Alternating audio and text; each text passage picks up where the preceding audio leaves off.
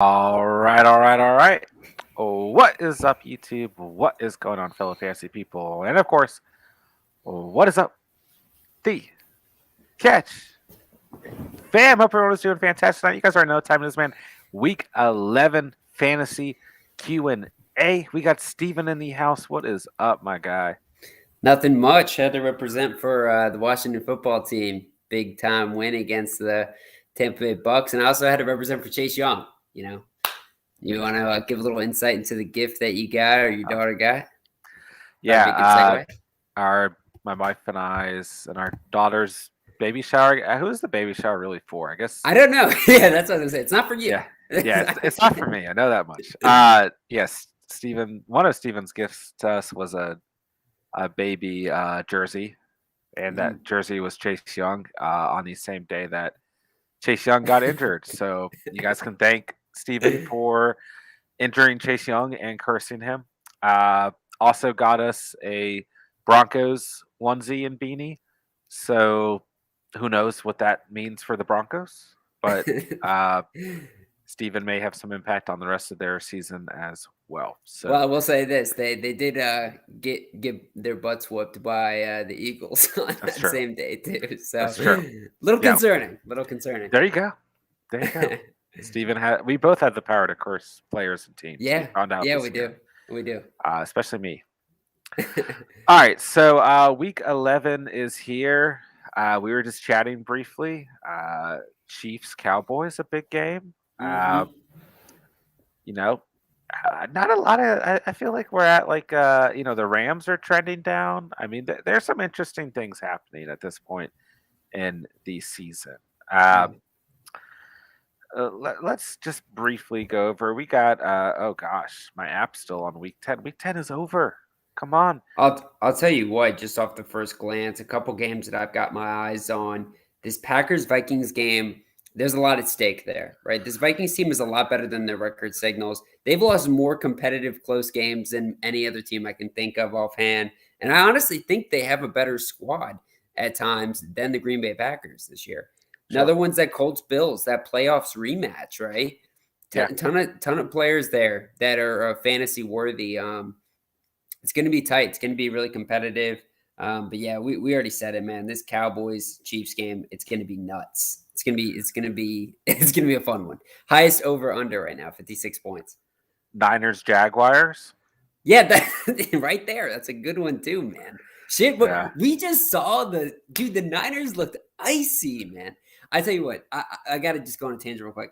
I was down bad in the whole betting this week, and then I made a little bit of money on the Vikings, right? And then I put it all on the Rams. I was like, okay, I can get back. Don't worry, I'll catch up. And then the 49ers come out here, dude. Debo Samuel is like the greatest thing I've ever seen in my life.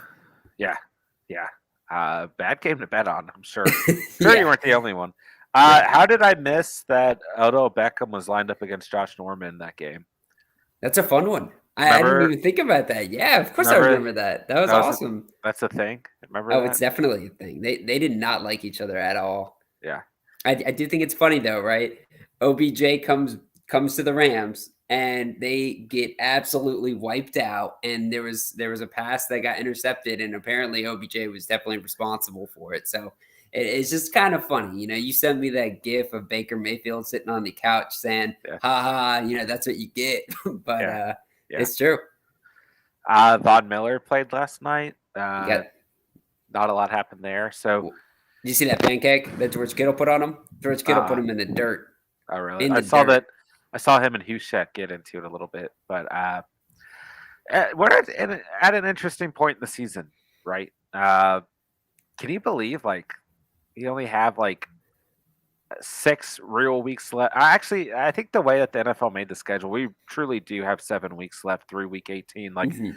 there's so many divisional games in week 18 that can decide the playoffs. Definitely on purpose, right? So, can you believe that? I mean, we got 7 weeks left. Like, The way this season's looking too, this was going to be to the very end, regardless of the oh, extra game, because there's no clear cut favorite, right? The Rams a couple weeks ago were like God's greatest gift, right? Everybody had them pegged as the Super Bowl winner. No chance anybody's going to compete with them. And you could name a couple other teams like that: Tampa Bay, Arizona, a couple Chargers, things. Baltimore. Yeah, all these teams are looking very sketch. Like, Yeah. would you be surprised if a team that we have no idea about comes out and wins it? Like, I wouldn't be at all. Like, I will You say, know what? like, what comes to my mind, you might be right about to say this, but the Chiefs, if they carry that in, they're kind of maybe it is, you know. And I think the Titans too. I mean, people are still forgetting about them, but I think they're a very, very good team in the AFC as well. Yeah, But there. yeah, I talked about this on Sunday night stream. Okay, the Chiefs' upcoming schedules, right? That was their second divisional game within the season. Okay, they're 1-1 within their division. Okay, they play Dallas this week, a huge game. Then they get a bye week, which is going to be nice for them, I think. But then they've got Denver, Vegas, and the Chargers. Okay, so Huge. three divisional games in a row, and then they get Pittsburgh, Cincinnati, and Denver. So if they can come out of this stretch, they've got a pretty good shot to take the division. Mm. Yeah, Yeah, they do. And sure. I mean, at some point, Justin Herbert's going to have to wake up. I mean, I don't know what the hell is going on there with the Chargers, but all four of those teams are going to be competitive. And I don't think it's going to be a situation where Kansas City is able to clean that 3-game slate right there. But think about it It's a too. Like, dog fight. if they beat Las Vegas again, that's huge, right? If they can hold off the Chargers, that's huge. And like if they lose to Denver, it's not that big of a deal because they can play Denver again. So, Hmm. and like, do we really think Denver is that team that can hold off the Chiefs? I don't know, man. I think the Chiefs. I've said this all season long. Like I have not sold on the Chiefs. You know, Yeah. I've kept trying to remind people like the Chiefs are in a slump, but their season's not over. You Hey, know, I'll say this. I've been talking about betting already. In terms of futures odds right now, the Kansas City Chiefs are plus 1100 for Super Bowl, and I think the Bills are sitting at plus 500, plus 600. I mean, that is a stark difference for two teams that I don't think are that different, right? I mean, the money you can get on a Chiefs future bid, it's definitely very valuable, but I don't find the Chiefs and the Bills to be very different in terms of their Super Bowl, type of attack here. Like, I don't really see them much differently. Bills defense definitely better. Dude, yeah, I know, I'll but say that much. The Chiefs defense has looked pretty raw over these They've past few weeks, improved. and I've been talking shit about them. They've improved. I've been selling them deep, but they look pretty raw recently. And you talked about it earlier in the season, but this is something these guys do every damn year. Yeah. They that back half, they just seem to be a completely different defense. And in the first half of the season, they always suck. They're like a JV team. They're like historically were bad at Yeah, the beginning of the season, but they just yeah. like slowly improve. All right, guys, hit that like button on the way in, man. If you guys haven't done so already, let's see who's in the building tonight. Let's do some roll call. Let's get into some fantasy Q and A. Chase Brown, what's going on, my guy? Got my third win this season now, 3-7. Let's go, Chase. Also got first waiver, so adding AJ Dillon. Let's go. Whew. Hell yeah, you better be adding the beast. Yeah. He is like a little Derrick Henry Jr., guys. This guy's a dog.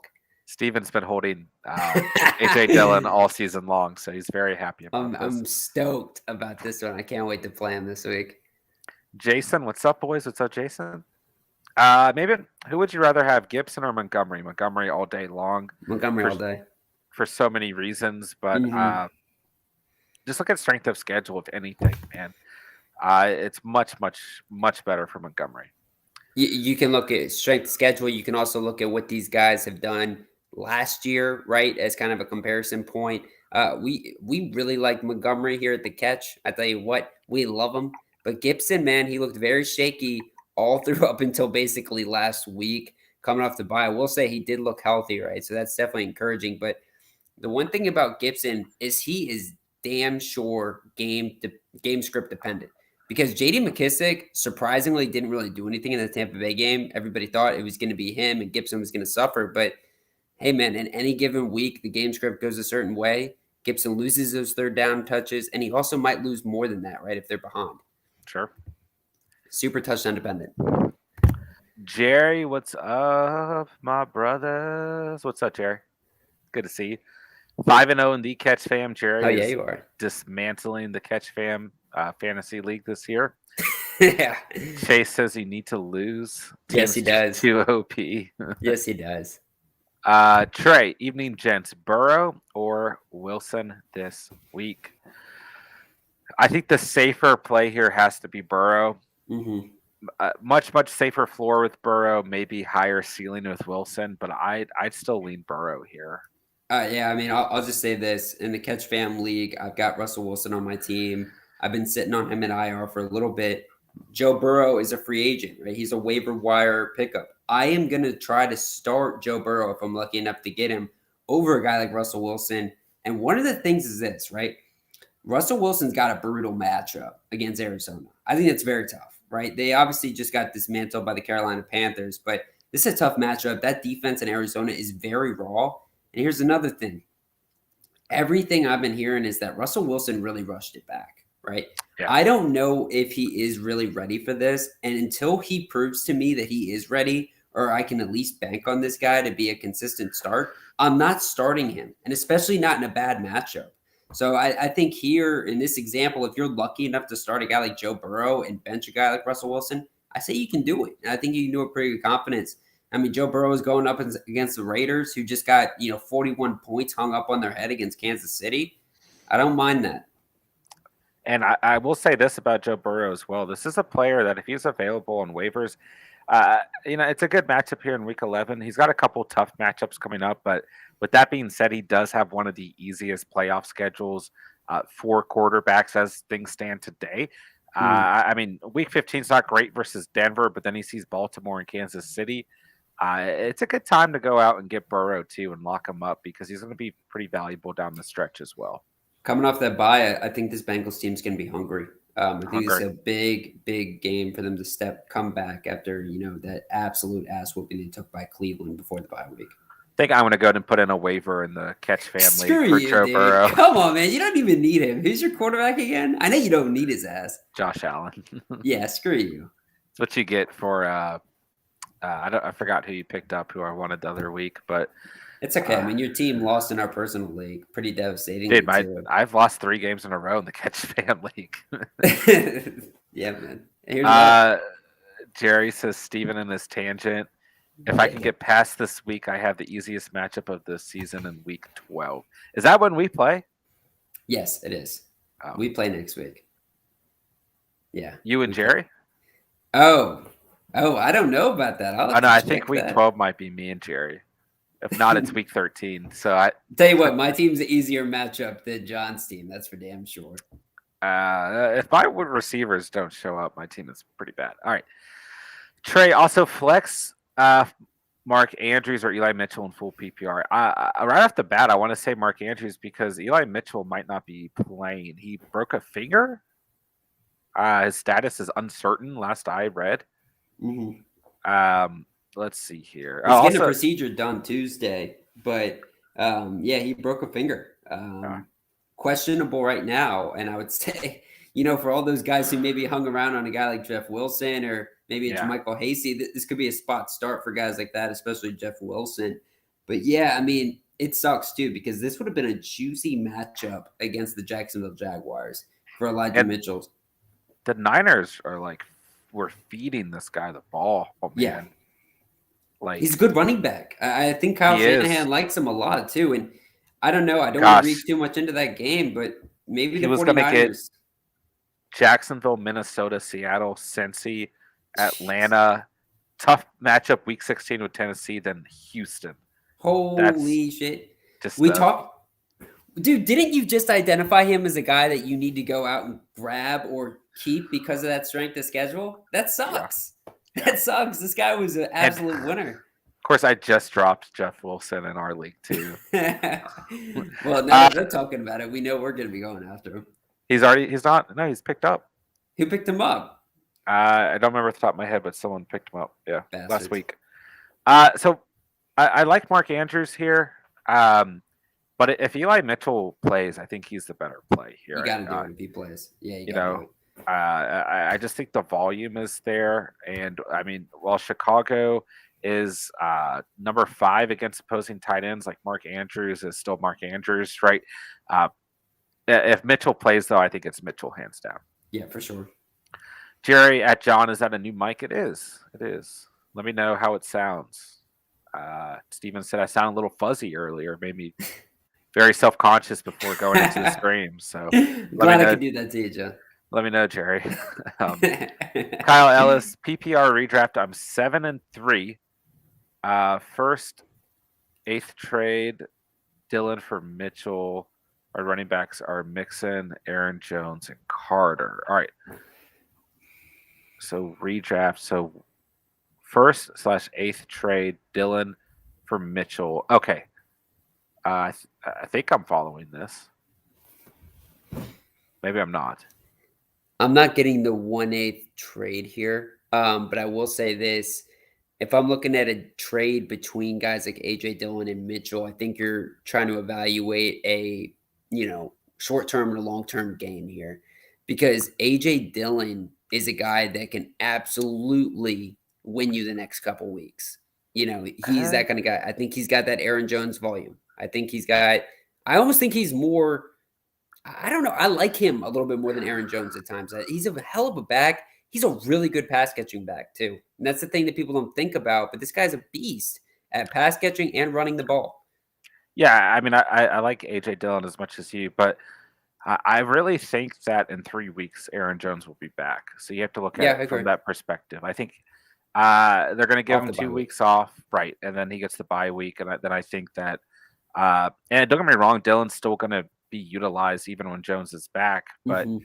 uh, long term, I like Mitchell a little bit more. And Yeah, it looks like you're in more of a long term position as opposed to needing to win right now. So if you're trading for Mitchell, then I think that's just fine overall. yeah.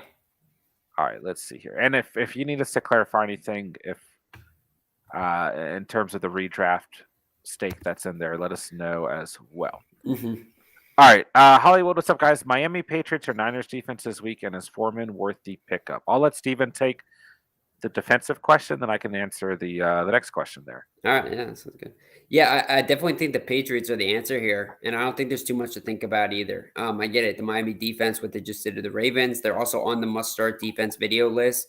But the Pats and the Dolphins are in two separate categories of must start potential, right? I mean, the Patriots are absolutely lighting up everyone, and then they get the Falcons. They are going to X out a guy like Kyle Pitts. I'd be scared if I were a fantasy owner to start a guy like Kyle Pitts. Cordell Patterson's hurt. Everything is kind of going in favor of the Pats just totally destroying this Falcons team. I mean, on Thursday night, it's looking very bad right now. Yeah. And of course, you follow this whole season so far. It's just going to end up being that the Falcons somehow win 30-0, right? And I'm going to look dumb. But I think the Patriots, you don't even need to think about this one. This is going to be huge for your team. And potentially a double-digit performance is like locked in.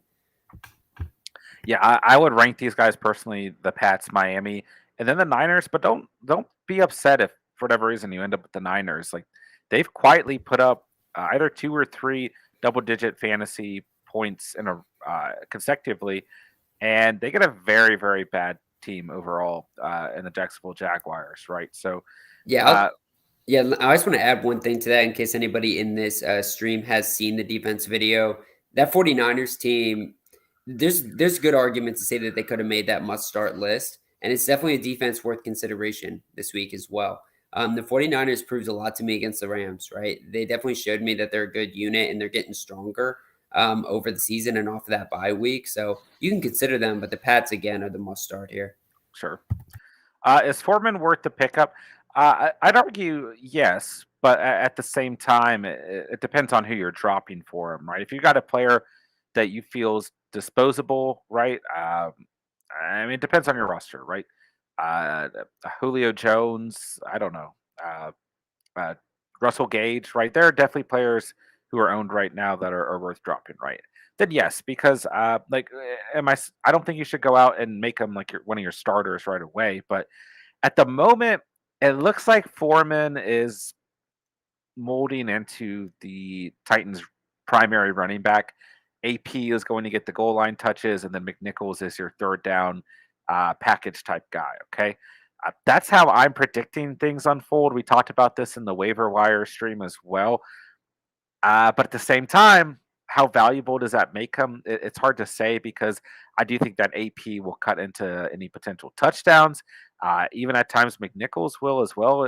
Third and goal packages. So the thing with Foreman, he's a better play in deeper full PPR leagues. He does get involved in the passing game, or at least that's what we saw versus the Saints, which was, or excuse me, not yes, versus the Saints, which is nice, but I just wouldn't have crazy high expectations here, and it depends on who you're dropping for him because we're kind of still taking a gamble here overall. Yeah, I mean, I think you hit it right on the head here, John. It's nothing to be super excited about if you get a guy like Foreman, unless you're in a deeper league. But the matchup against the Texans is certainly attractive. I do see this Tennessee team, kind of beating them pretty handedly. They're right now 10.5 point favorites against them.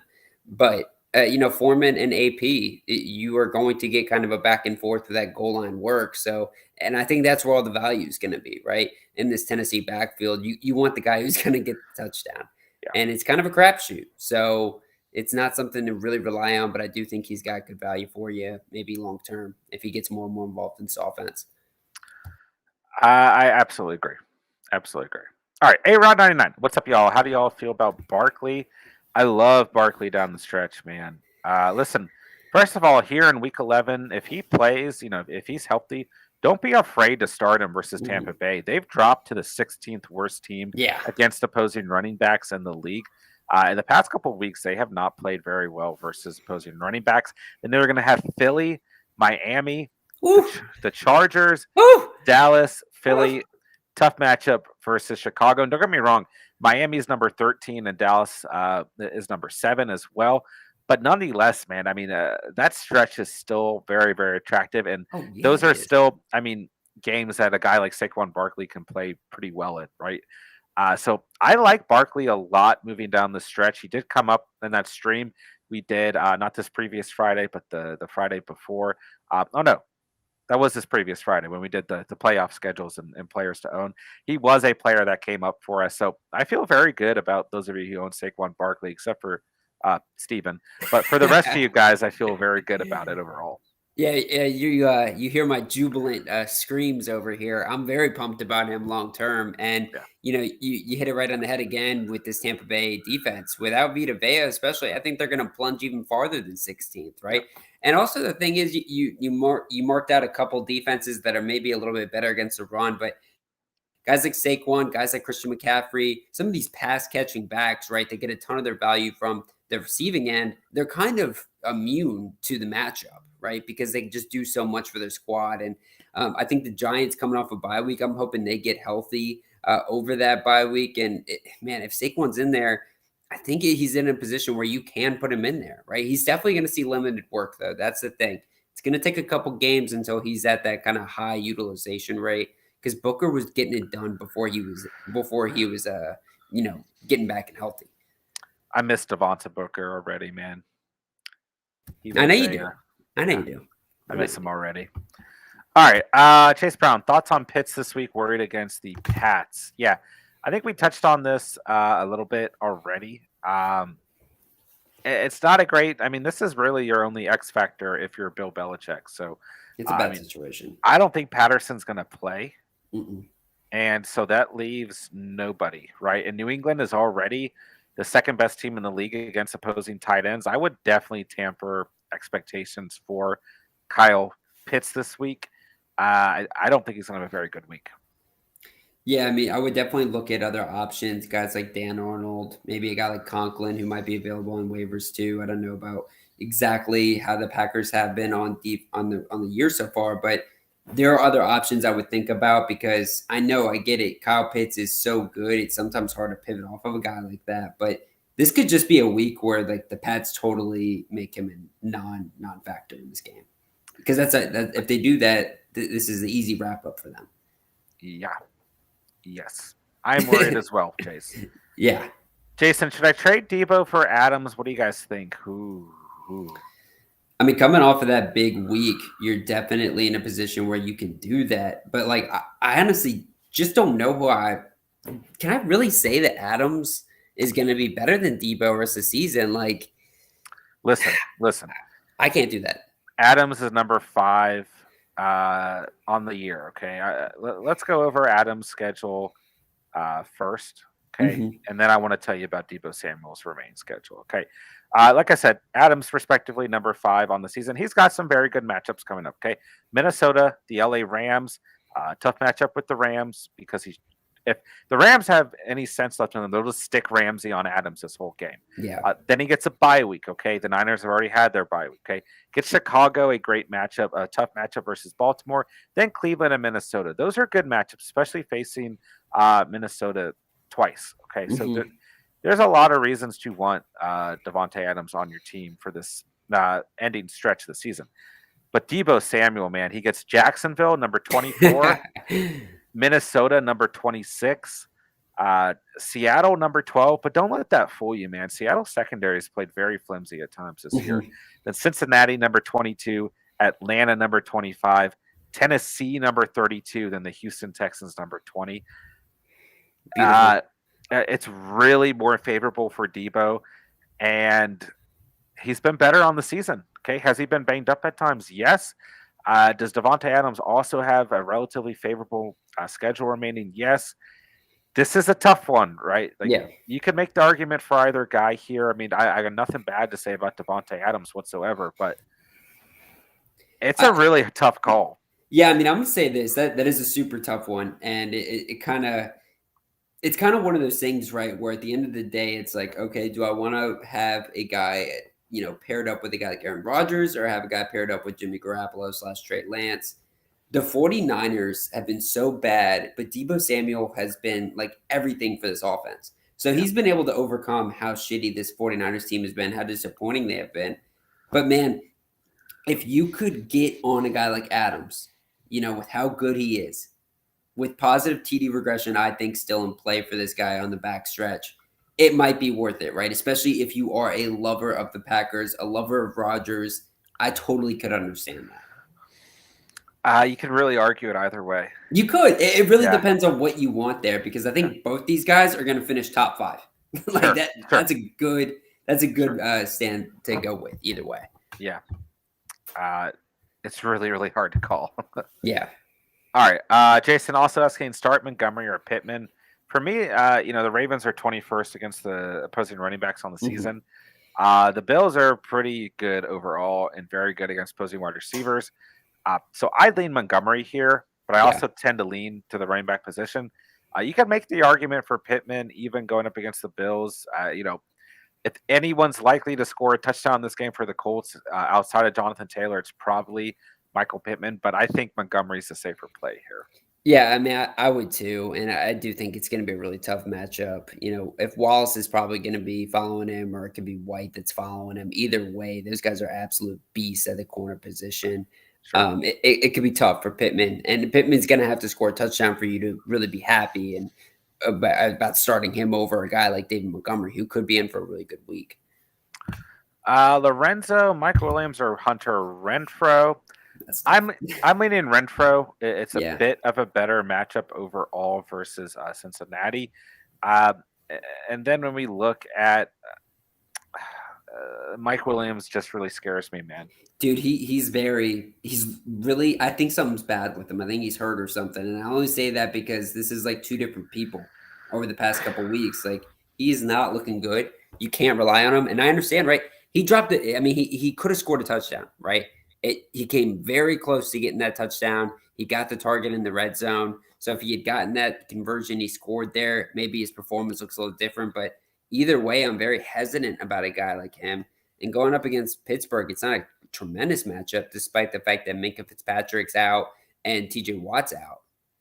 Yeah, like they're 19th against the position, so it's not even that much worse of a matchup. I'm just worried about Mike Williams. Here's the interesting thing with their guy, Mike Williams. Okay. Week 1, 18 points, 12 targets. Week 2, 18 points, 10 targets. Week 3, 29 points, 9 targets. Week 4, only 4 targets, 1 point. Week 5, 32 points, 16 targets. Every other game, he's had 6 or less targets. So Yeah. I don't know what happened to those targets, man. That's got to be part of the problem as well. But Yeah. I don't think it's wrong to speculate that something might be going on with Mike Williams. So I mean, yeah, I mean, when the injury came about, that was kind of coinciding with him going downward, and potentially the Chargers know more about this injury, and that's why they're targeting him less, right? And that's why Keenan Allen's been doing really good. So I don't hate going away from Mike Williams. It's gonna really suck though if he comes out here and has like 30 points, right? And that's the kind of upside he's got. He definitely has way more upside than Hunter Renfro, but Hunter Renfro has the higher floor. So it just depends on that matchup too, right? You going up against a guy who's got a great team and you really need a high ceiling player. Because if that's the case, then you got to go Mike Williams. But I do agree. Hunter Renfro is probably the better play. That's what I was going to say too. Is safer floor Hunter Renfro, higher upside Mike Williams. So yeah. All right, guys, hit that like button if you guys haven't done so already. Let's try and get as many new viewers to the stream as possible. Appreciate everyone coming out. You guys are already in full force. Catch fam, killing it. If you guys are new to the channel, make sure you sub down below, become part of the Catch fam tonight. Let's keep on rolling. All right, Adam, what's good? What's up, Adam? Jerry, I might pick up Joe just to keep him away from Steven. Fair enough. Chase Brown, drop Odell or Ayuk for Bateman. For me, it's Odell. I don't know. Maybe some of you guys will think I'm overreacting. Chase saying I'm leaning Odell. Okay, yeah. Listen, Ayuk extremely disappointing. I don't know like how often we can start Ayuk and be confident, right? But maybe there's just a little bit more upside involved there. At least the Niners are trending in a better direction. Not to say that like I don't believe in the Rams at all or anything, but I don't know. I actually disagree with you here, and not just for the sake of argument. I mean, you know how much shit I talk about Odell, but yeah, that was OBJ's first game with the Rams, and it was a very short turnaround. A lot to learn in a Sean McVay offense. I think the ceiling for him is tremendously higher than Brandon Ayuk, who has had a significant amount of time now with not doing shit, right? And I just told you, I was like, hey, I'm pretty confident this week. I think he's going to be the guy because of Ramsey and Debo potentially lining up. But then you find out, man, Debo can just get it done in so many positions. Shit, they'll line him up a running back to get the ball in this guy's hands immediately, right? Yeah. So I just don't know where the opportunity is for Brandon Ayuk. I think it's just Debo's offense forever. And a guy like Odell, it's just, I think the ceiling's high for this guy. He's going to get more and more utilized in this offense, especially with the fact that Sean McVay is now looking at this Rams team, this Rams offense, Matt Stafford. It's a critical juncture in their season, right? They had an opportunity to win this week and get a game closer to the Cardinals, and they lost to the 49ers in a tough divisional matchup. The Rams are going to need to start utilizing Odell Beckham and get better. And they got the bye week coming up too, and I think that's going to be important for Odell. As soon as I said I could kind of started to make the argument for Odell myself. I think at the end of the day, you could drop either of these players for Bateman and still be benefiting your team, right? Yeah. So you could definitely make the argument either way here. I just thought about dropping Ayuk myself. In our I know you did. You did. I mean, I don't know what to do with receiver, man. I'm going to be picking up receivers every week for the rest of the season. I get the allure to Brandon Ayuk. I had a man crush on him this summer. But guess what? That man crush ended in a significant breakup. There you go. Geez Louise, do I do A.J. Dillon, Terry McLaurin, Cam Newton for Najee? Only reason is because I have so many running backs. Lenny, Zeke, Connor, and Henderson. Woo. If it doesn't hurt the rest of your roster. On into that. Yeah, I mean, if it doesn't hurt the rest of your roster, then I say absolutely do the string. Yeah. Yeah, I mean, if you can get Najee right now, especially on the backstretch, I think it's a beautiful opportunity to capitalize on a guy like A.J. Dillon. I absolutely agree. Yeah. Jerry, yeah, the mic is a little fuzzy. It sounds like you're calling in from Afghanistan, or if you were a pilot making an announcement before he took off. Isn't that so funny? I went ahead and switched the mic because I saw that comment coming up. Like, this mic that I'm using is the cheapest mic I own, and it works better than every other mic I have.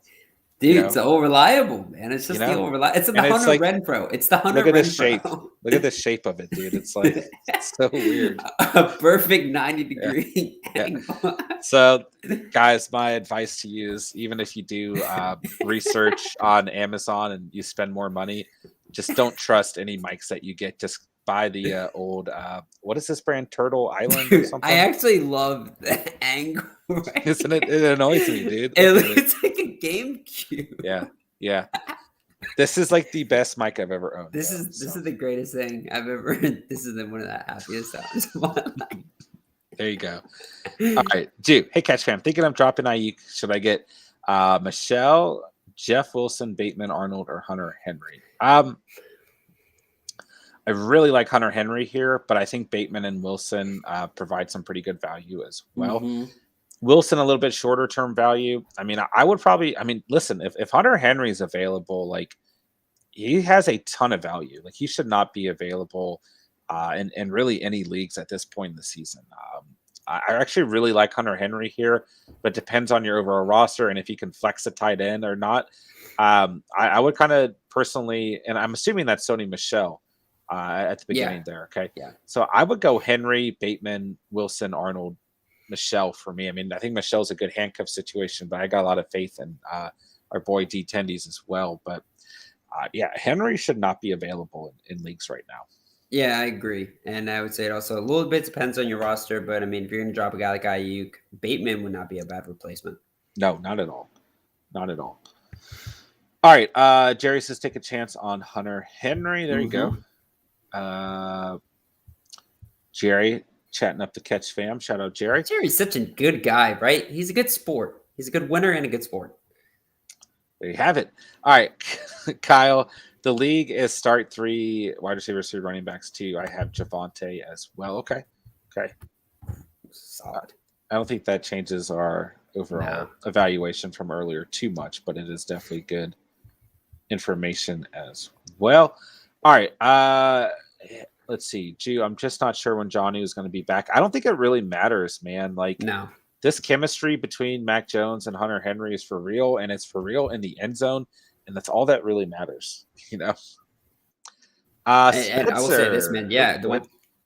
Let's stop all conversation, guys. Spencer's in the chat. Everybody give a shout out to our boy Spence. It's been a long time, man. Welcome. Long time no see. And of course he comes after me with a trade request. This is the only reason he's here, guys. Get a trade. He wants Keenan Allen bad. I told him I had Jarvis Landry available. Yeah, I know. Why aren't you going after Jarvis Landry, Spencer? Jerry, I wish I had Hunter Henry on my team. Spencer, Steven, who do you want for Keenan? Yeah, he wants him. Jerry, week 12 is John and I. The only chance I'll get to go against Steven is in the playoffs, so you need to make it to the playoffs, Steven. I don't know about that. It is a pretty easy matchup. My team is trending in a very, very bad direction.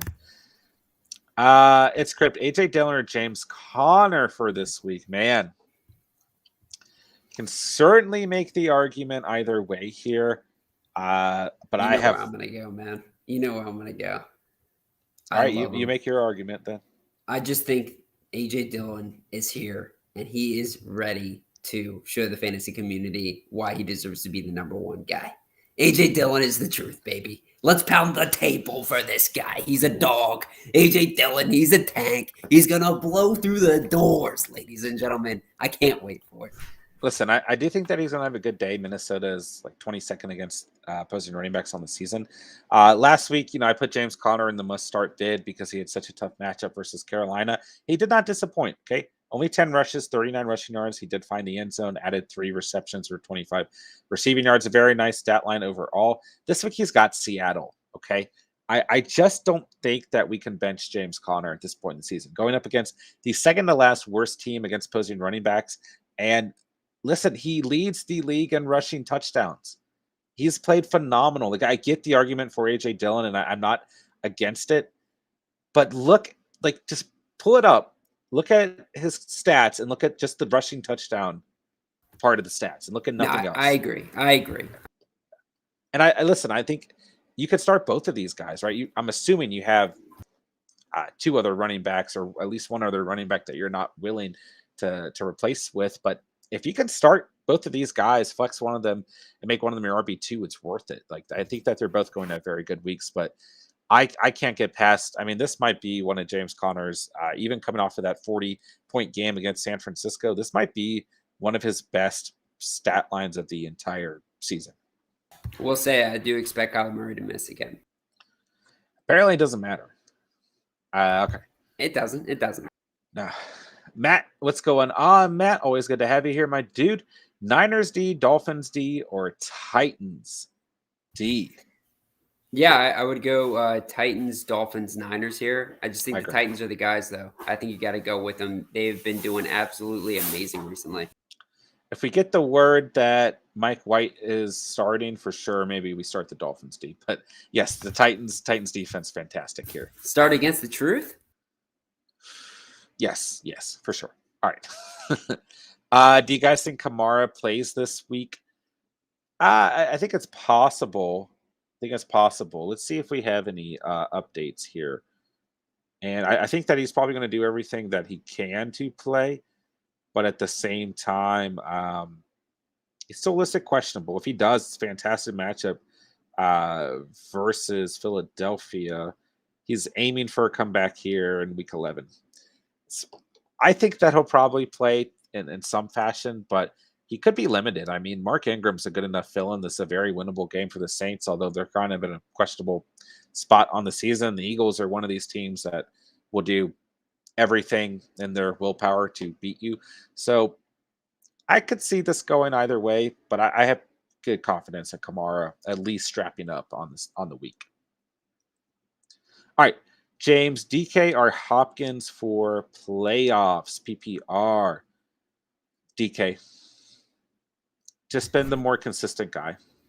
Yeah, I agree. Yeah. I mean, I want Hopkins to get back healthy, but we don't know when that's going to be. I'd imagine it's after the bye.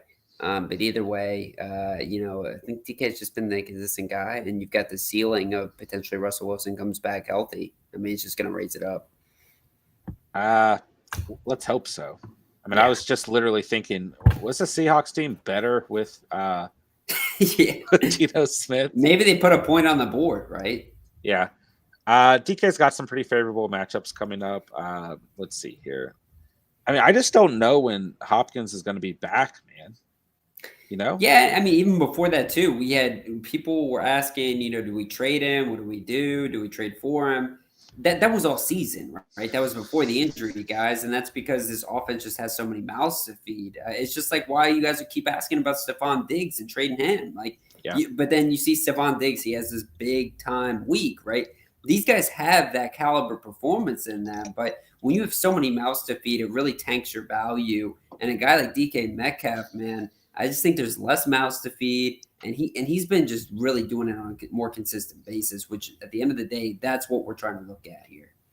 Absolutely, Matt. Kind of a tricky one. Would you drop Schultz for Knox? I think you can consider this move. Knox is going to offer a little bit of a higher upside on a week-to-week basis than Dalton Schultz.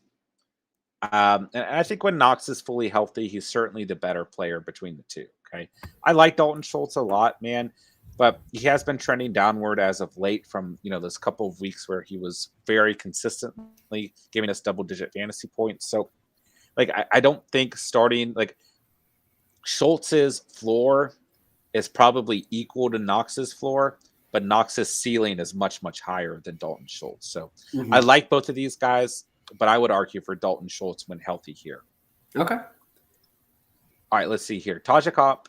Wow, Tajakarp. Stash, Benjamin, Jeff Wilson, or Stevenson, choose two PPR. I like Stevenson. Stevenson, absolutely. Yeah. Absolutely. I think Benjamin's got some value, but I don't know. Right now with the Mitchell situation, I kind of lean Stevenson and Wilson. Me too. I agree 100%. Tamian, I have Stafford and no backup. I couldn't get Murray. Should I hold AB and Saquon, or should I not feel bad about trading them? I would hold on to those guys if you can. Yeah. I wouldn't panic on Stafford. Let us know, Tamian, what quarterbacks are available in your league, and maybe we can help you decide on a week-to-week streaming option. But I wouldn't drop AB and Saquon or trade them. And I wouldn't panic on Stafford either. I know he's been trending downward, but I think that he will get things back together in the coming weeks. But if you are worried, I think that you can at least stream a quarterback on a weekly basis here. Yeah, I mean, I'll say this about Stafford. I am a little spooked about him. Sure. And that's just because the spookiness is that there's been rumors that maybe he's a little bit more banged up. That's being let on. He's starting to play really, really confusingly. Like some of the passes he throws, some of the throws he's making, it's just a little sketchy. But he does have the bye week around the corner, and I think that's going to be pivotal for this Rams team in general to get turned around, maybe to get a little freshened up too. So if you can make it to then, and just stream, I think Stafford's the guy you want here. He's an MVP caliber type of player. Sure. Chase Brown, Logan Thomas, Evan Ingram, and Komet are top options instead of Pitts. Listen, I like Logan Thomas in general, but it's not a good matchup this week. And he's coming off the injury. I wouldn't start him this week. Crazy enough, I actually like Evan Ingram against the Buccaneers this week a lot as a stream play. And outside of that, that's interesting. yeah, I mean, and Cole Kmet is actually a pretty good start as well, as the Ravens are 30th in the league against opposing tight ends, although they held Mike Gesicki to 0 points last week. But I don't know how much that had to do with Mike Gesicki having an off week or how much had to do with the Ravens in general. So nonetheless, I actually think that Ingram is, guys, if you're hurting at tight end, I think Ingram's a player to go pick up. Like, if you have a non-valuable player on your roster and you want to pick up a tight end to help you out, he's got Tampa Bay, Philly, Miami, the Chargers, Dallas, and Philadelphia again through week 16, then a bad matchup in the fantasy championship against Chicago. But all of those teams are 19th or worst. And really, Dallas is ranked 19th. They're 23rd or worst. I mean, the Chargers 28th, Philly twice 32nd against tight ends. Ingram's a sneaky option right now. But if you don't end up with them, or if you don't want to trust the Giants offense, which I can't really blame you for, then Cole Kmet's a good option. Now, I don't mind Logan Thomas long term, but I think that he's a bad play versus Carolina here in week 11. Yeah, I think you hit it on the head. Evan Ingram, Cole Kmet. The target volume these guys are seeing on a weekly basis, I mean, especially Cole Kmet recently, it's been really nice. But, I think these two guys are super important for their offenses, right? And I think you can definitely do that. I will say this, though. I just hope, Chase, do not drop a guy like Kyle Pitts for one of these guys on a one-week basis. So you can only pivot off of a guy like Kyle Pitts if you have somebody that you can drop and feel confident about dropping too. For sure. Tasha Cart, thoughts on Freiermuth rest of the season, picked up on waivers 2 weeks ago? Yeah. Listen, we talked about this Saturday night after we got the news of Big Ben being out with COVID. It was huge. Yeah, I mean, that chemistry and the production that we're seeing from Freiermuth is because of the chemistry between him and Ben Roethlisberger, right? He gets the Chargers this week, 28th against position. A little bit of a tougher matchup next week versus Cincinnati, but then Baltimore, 30th against position in week 13. Like, these 3 coming weeks are going to be very telling of how Pat Freiermuth should be able to play on the season, right? He should be balling out against teams like the Chargers and Baltimore. And if he can show up against a team like Cincinnati, like he showed up against a team like Chicago in week 9, who's number 5 against position, he had his best game of the whole season against them, then it's just going to be very telling about Freiermuth in terms of consistency. And I'm not going to be surprised if he turns out being very consistent, right? Now, I think that his floor could be like an 8-point game, but I think that his ceiling on a consistent basis can be closer to 12 points. Like, he's getting a lot of targets from Ben Roethlisberger, and there's not that many healthy receivers on the squad right now. So I like Freiermuth quite a bit. And I just don't think that him and Mason Rudolph had that same connection, and that's why he had such a bad game versus the Lions. Yeah, but I mean, I would say this, like, if you're looking at Pat F as a start, or not this week, I think you got to be monitoring Big Ben. I think that's going to be your determinant. And the thing I heard about Big Ben is that he's actually showing signs of symptoms, right? But if that is the case, that he ends up playing, then I think Pat F's an absolute start this week against the Chargers. Absolutely. James Dow, someone offered me Patterson for my Carter. Take it, PPR, guaranteed playoffs. Yeah, I would. I would too, but that's not to speak ill of like what Michael Carter's done over the past couple of weeks. But still, looking at the entire season, Patterson has been the better player overall. But Carter's still been a top 20 back, and that's weeks 1 through 4, he didn't put up any double-digit fantasy games. I mean, he had 16 points versus Buffalo, which is big. He's got Houston and Philadelphia after facing Miami this week. He's got some good matchups, but you guys know, I mean, I'm all for my guy Cordero Pounder and cheese. So I agree with Steven. I would lean Patterson there as well. Lou Triple D, what's going on, man? Who's a good running back to trade Jamar Chase for in standard league? I would trade him for James Conner. Leading the league in touchdowns, Yeah. if your league is not privy to the fact that that really helps you out in standard leagues, then I would go for. I mean, Jamar Chase has been fantastic on the season, and I think that's a pretty fair trade. But outside of that, man, let's see. I mean, where does Jamar Chase come in on the season? Or I can pull this up. I got it right here. Number 4. If you're trading Jamar Chase, who's number 4 on the season, even with just having a bye week, you should be able to get a top 5, top 6 back without any questions asked. Yeah, I mean, I will say this. In a standard league, the running back position is always going to be more attractive. So I can get why you're kind of trying to pivot off of a guy like Chase for a big time running back. It's going to be tough to get a guy that's obviously like a JT or something like that. So, I do think James Conner is an attractive one. The only concern I have with that is if you're trading a guy like Jamar Chase, who has his bye week in the past, for a guy like James Conner, who has his bye week coming up, you kind of lose a week, right? So the only reason I would say that's okay is if you're locked and loaded for the playoffs and you can afford to go without a superstar player for a week, right? Because that's what Jamar Chase is, and that's what James Conner is too. Yeah, I mean, other targets, if you get a package deal, man, and throw a Joe Mixon or Zeke in there as well, they've done pretty well. But I would still, in terms of getting a second player, I mean, listen, you had to leverage here. Jamar Chase is a top 5 receiver on the season, so just keep that in mind as well. Inceptivus, what's up? I was offered Monty for McLaurin in full PPR. My wide receivers without McLaurin would be Justin Jefferson, Deontay, Renfro, Judy, Ayuk, and Devonta Smith. I don't mind that then. Yeah, I would take that trade in a heartbeat. McLaurin has. You're saying you would trade Monty from McLaurin? I think it's backwards. Yeah, because. Okay. He is. My running backs would be Chubb, Eckler, Henderson, Montgomery, Mitchell, and Miles Sanders. Do I pull the trigger?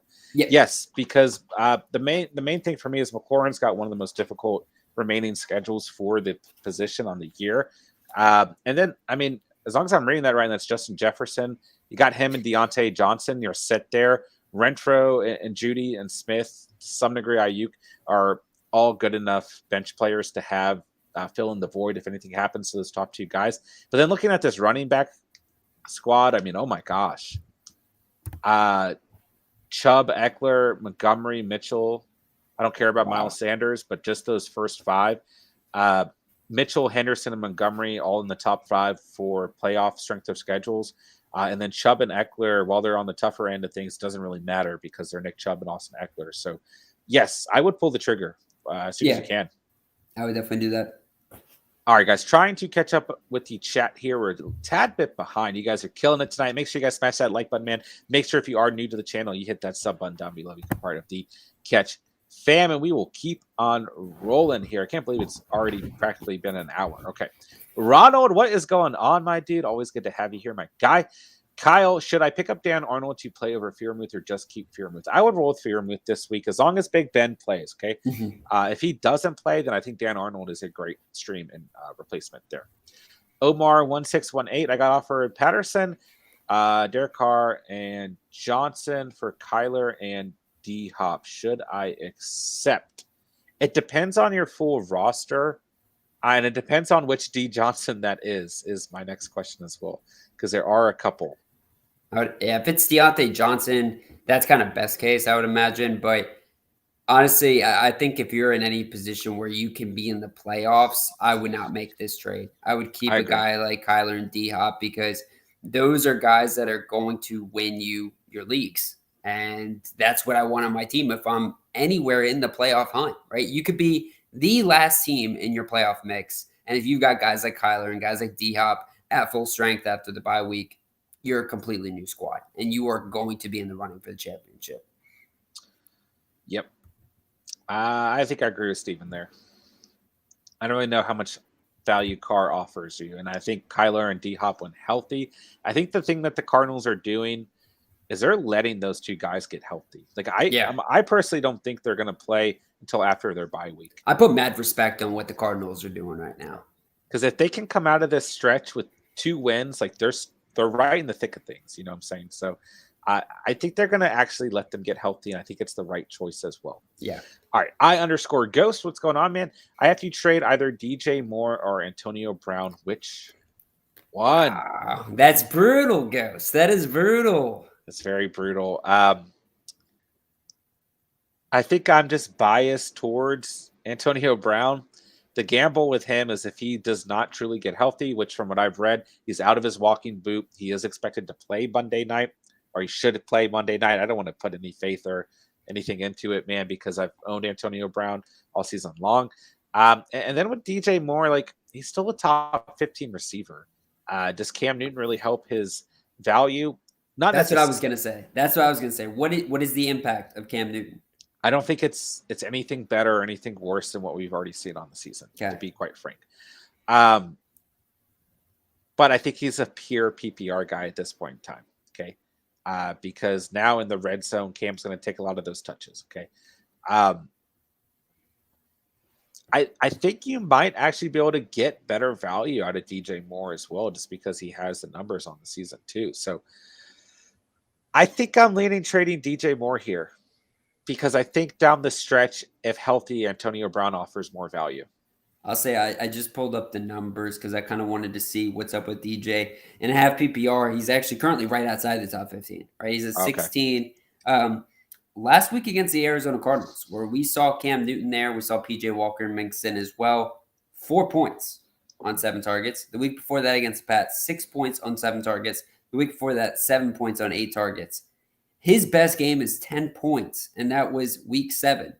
I mean, he has been on a serious downward descent. I don't know. I do see the upside of AB. I would try to trade a guy like DJ Moore for the sole reason, like you just said, he's got a bigger name value right now. Yeah, I agree as well. I agree. All right, let's see here. All right, I lost my spot in the chat. Okay, Ronald, Ayuk was supposed to do bad this game, and weird game script with Debo at running back, so he's matchup dependent. He is like a handcuff. Debo too. Major injury history. Debo. Sure, that's a good point. That's kind of perfectly said, man. He's a handcuff running back. Ayuk is a young player who has proved his upside. OBJ is an old man that has proved he doesn't have as much as he once did. So I mean, if you think of it that way, fair enough.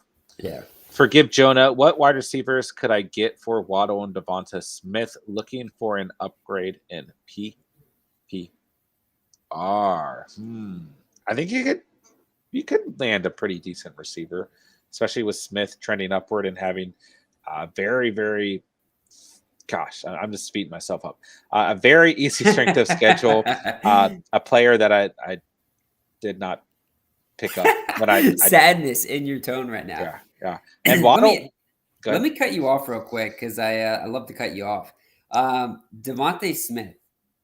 Do you really want to trade this guy? I mean, this guy could be in the room for positive TD regression. He was seeing a lot of targets, a lot of target volume all season long. Hurts and him just never connected. We are seeing them connect now over the past couple weeks. Eagles are trending upward. Smith is definitely trending upward. He's attached to this offense where he's a massive part of it. I don't know if I really want to trade off of a guy like Smith. Waddle, on the other hand, maybe I explore those options. And I will say this too. I just want to clarify because these are 2 young, promising stars. If this is a dynasty league, this is totally different. I don't know if I want to trade either of these guys in a dynasty league. But if it's pure redraft, I definitely trend on going and trading off of Jalen Waddle. I think a good target, if you do want to trade both these guys, would be like a Deontay Johnson, who's also got a very, very easy strength of schedule amongst the fantasy playoffs, right? But I think even at that, if you're trading both Waddle and Smith, like you might be able to get 2 players and still get a pretty valuable wide receiver, maybe like a DeAndre Hopkins sprinkled in there since he's been banged up, or like a solid target for both of these guys would be like a Michael Pittman, right? But I do agree with Steven, like these guys are still trending in the right direction on the season as well, especially Smith, right? All right, A-Rod99, should I trade CMC and JT for Debo? No, it's CMC for JT and Debo. Oh, okay, I'm sorry. So yes. Yes, yeah. Bro, if I can get that right now, holy crap, man, that would be amazing. Yeah. Can that trade come to my reality? Well, I own CMC, so maybe for me, but not for you. John Simmons, thoughts on Tony and Ertz for Mooney? I don't mind that trade, especially if you're happy at tight end. Yeah, I don't mind that trade. I_Ghost. I'm trading Jamar and DJ Moore or AB for Monty and Hollywood Brown. Is it a good trade? And which one between AB and DJ? This is tough. This is tough. It depends on the rest of your wide receiver. Rest of the wide receivers on your team. I don't know what word I was going to use there, but if you're trading Jamar, who's a top 5 player at the position, and you're adding, I think you should add DJ Moore. I think we agree you should hold on to Antonio Brown. Like the value of Montgomery, I do believe in, and I do believe that Hollywood Brown has been fantastic on the season. So it's a very good swap for DJ Moore for Hollywood Brown. If your wide receiver core has another top guy in there, right? Because then you add Hollywood Brown, you get a good amount of value back, and then you add that depth and that value at the running back position. So I can understand this trade, but I'm still hesitant just because you're losing Jamar Chase at the same time. That's a very big player to lose, and I honestly think he's in a different stratosphere than a guy like Montgomery, despite the fact how much we love him. I would have liked to see you get a bigger name than Montgomery, and I still think Montgomery's a top 8, top 6 rest of the season. I don't hate this trade, but I think I'd like to see the rest of your roster before I give full clarification. All right, Chase Brown, kicker question. Who should I pick up this week? The Bucker, Gonzalez, Trader, or Boswell? Did you watch the video already before doing that? Were you accessing our data, our private data, to get that information? Kicker video is about to be dropped, guys, so definitely take a look at that. Just a little sneak peek. Couple guys on this list are going to be on there, but I got to say, man, last week, my must-start smash play kicker of the week was Chris Boswell, and he delivered points. He was a smash hit, and I got him in there again against the Chargers. I think you need to do it. I think you need to play with Chris Boswell here. Do it big time. He's going prime time. Watch that game and just eat your popcorn while he smashes it. There you have it. I can't argue against our kicker expert. All right, Christian, where would you rank David Montgomery rest of the season? Do you like him? Yes. Yeah, we love him. Yes, I love everything about him. Fantastic. If you think you're going to make it to the playoffs, this is a guy to own, man. He has a fantastic strength of schedule in the playoffs. Ronald says, good trade if your running back needs is a fine trade. Jamar Chase, top 7 or so wide receiver rest of the season. Yeah. Ronald says Boswell for me. There you go. All right, I I only have Swift and need a running back. I have Devontae, Jamar, Deontay, AB, Odell, and DJ. Okay. Ronald says you're still giving up a ton, but you should still do it. Yes, I agree. Yeah. I agree. Swift and Montgomery, then you're going to have Devontae, Hollywood Brown, and Deontay Johnson. I think that it does improve your roster, and then Antonio Brown when healthy as well. So I like this as well. Spencer Jarvis is hot garbage. He is. Yeah. Dude, I miss Spence, man. We need you back in here, man. I love you. Yeah. He does. He is hot garbage. I was being completely sarcastic with you. I did. Yeah. I'm probably dropping him in all my leagues. He sucks. All right. He sucks. I think the Browns as well. Their passing game is bad. It's disgusting. Their run game's fine, but their passing game's awful. All right.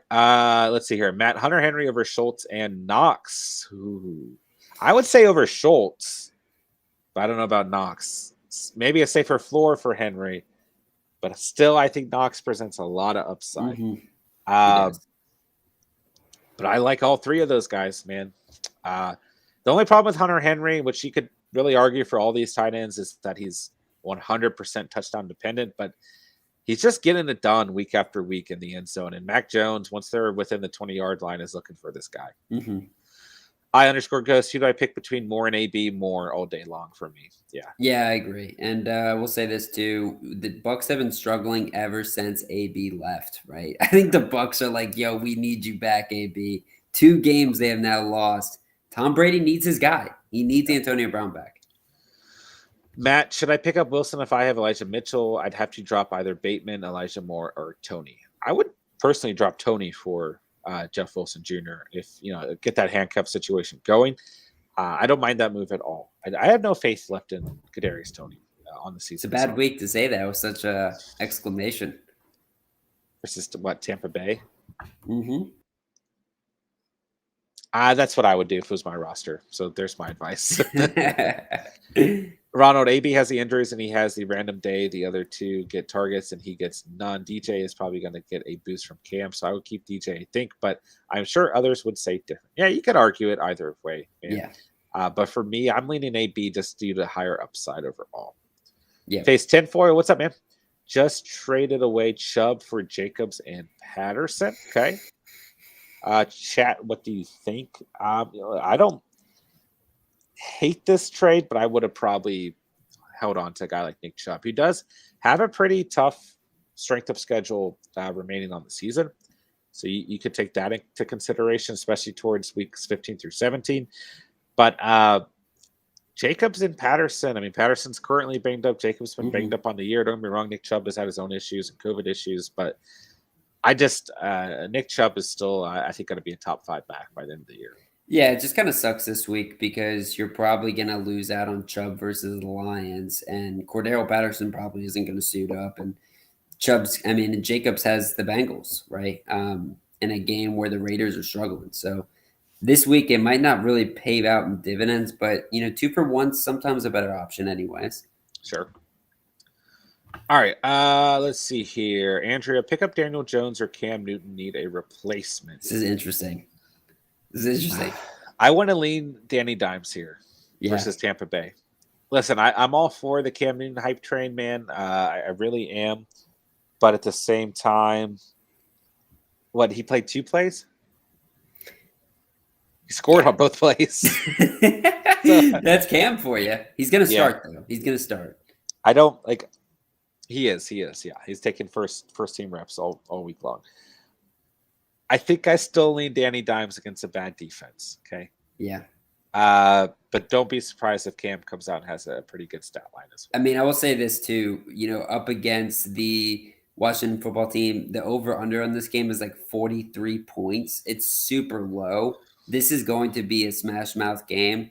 And I think CMC is the guy who's probably going to get a lot of the touchdowns. Obviously, Cam Newton can steal one of his scores right in the red zone. But, outside of it just being a revenge game between him and Ron Rivera, I'm not super excited about this game. Washington's coming off that big win, though. Potentially they're in a letdown position. I don't know. I think Danny Dimes here against Tampa Bay, it's a good situation for him, especially with that bye week. I agree. Let us know in the chat. Danny Dimes or Cam Newton on the week? All right. Ron the Goat, what's going on, man? Yo, what's up, Catch Fam? Good evening, Stephen John. Good evening, Ron. Stober, what up, fellas? What's good, my dude? Jason Kenobi, hi, Jason. Good to see you, my guy. Always great to have you here.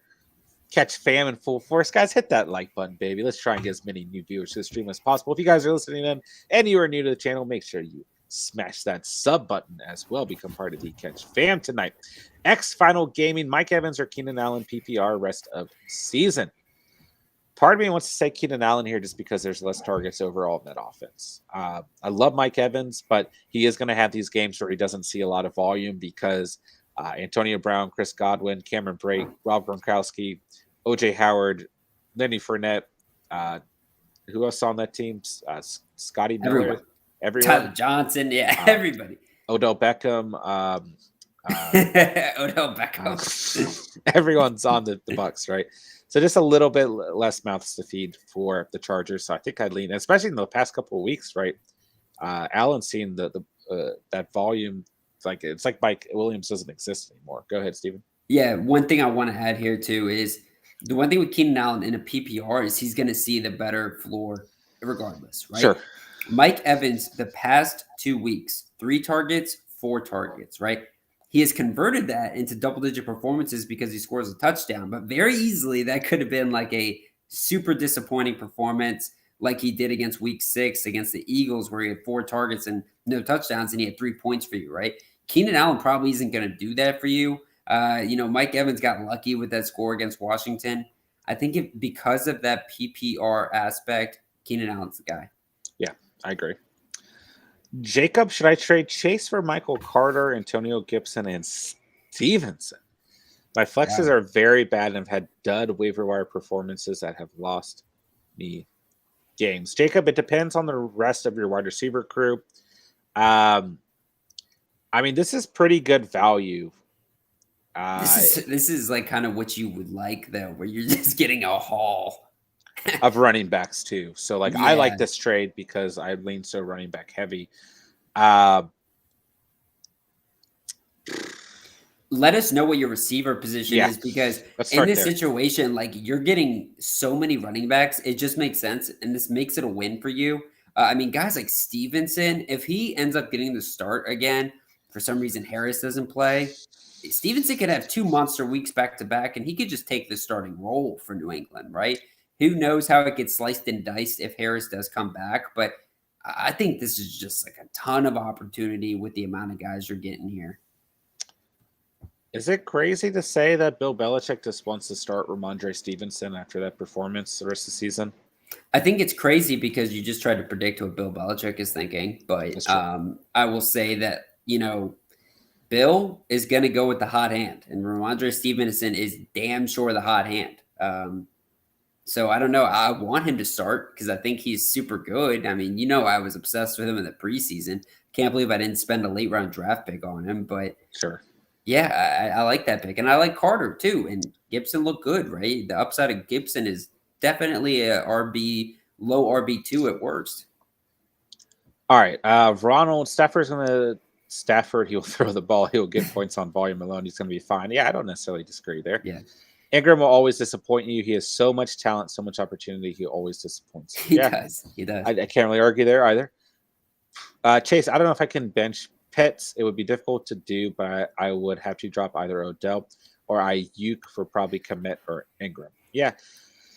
Just look at, the Patriots historically take away that X factor is what Bill Belichick does. And regardless, they are number 2 against position on the season. It's just a bad game script looming for the Falcons offense overall. So just keep that in mind.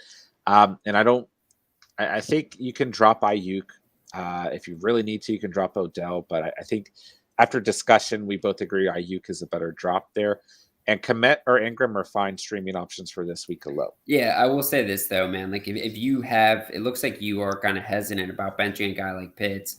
The fact that you're having to cut 2 guys that do have upside, obviously, maybe it is best to just super temper that expectation at the tight end position.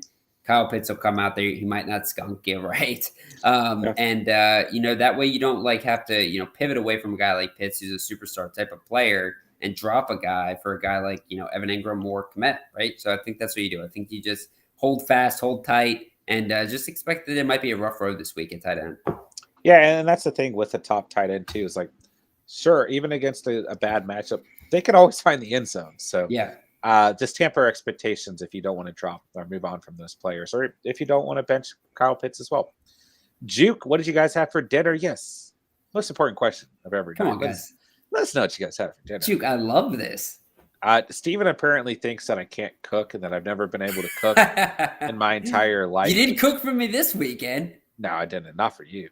But so now I'm sending a picture of what I make my wife and I for dinner every single night to Steven and his mom and his girlfriend. So I had gnocchi tonight, which is amazing. Oh my gosh. I haven't looked at this photo yet, John. Yeah. Let me let's take a second. Let me analyze this photo. That looked kind of like I'm not gonna lie, when I first looked at that at afar, I thought that was like maggots, but it actually it actually looks delicious, man. Yeah. When I look in it, very Yes. tasty maggots. It looks good. Yes. I have not eaten yet, and I'm going to be eating Taco Bell after the stream. What is up with this new trend where you just eat Taco Bell after the stream? Okay. Let's know what you guys had for dinner. All right, Spencer, Chase, what do you want for Deontay? Ooh. Juke, also, how do you think Miles Sanders will be when he comes off IR for the playoffs? Not good. Yeah, We're off the Sanders wave completely. I was never on it. Steven was never on it. I was slightly on it. Don't put me on that shit. Don't put me on that I'm just shit. saying we're nowhere near that wave. Okay. Spencer says Steven, Mitchell, and Keenan for Robinson and Myers. You just know I like Myers as a person. I think he's a great guy, right? That's why you package him. Let me look at your roster and see if there's anything else that looks attractive to me. Keenan Allen's a good player, dude. I don't know if I'm willing to trade off of him. John trade Connor for Keenan Allen. I'm bad at wide receiver, but I have Taylor, Najee Harris, AJ Dillon, and CH. Only one flex league, 8 and 2. I don't hate that trade. I hate to see you lose James Conner, though. You guys know that I am like in love with him at this point in the season. But I don't really think you can move on from Jonathan Taylor or Najee Harris. Maybe take this opportunity to move on from AJ Dillon and sell him high while you can. I don't know if they can get a player like Keenan Allen for him, but you might be able to get a relatively good wide receiver or even CEH. Because here's the thing: even if it's a one flex league, Jonathan Taylor, Najee Harris, and James Conner for the rest of the season can help you continue to win fantasy games. I mean, if you're 8 and 2, you might be at the top of your entire league, but still, man, if you can hold on to Connor, Najee Harris, and Jonathan Taylor, I don't think I'd get rid of it, man. I think CH and AJ Dillon, while you can sell them high, are the better moves there. Joshua. Spencer, I'm going to propose a trade to you on the stream. James Robinson on your end, and I'll give you Keenan Allen, and I'll add in Kenyon Drake. That's what you can get.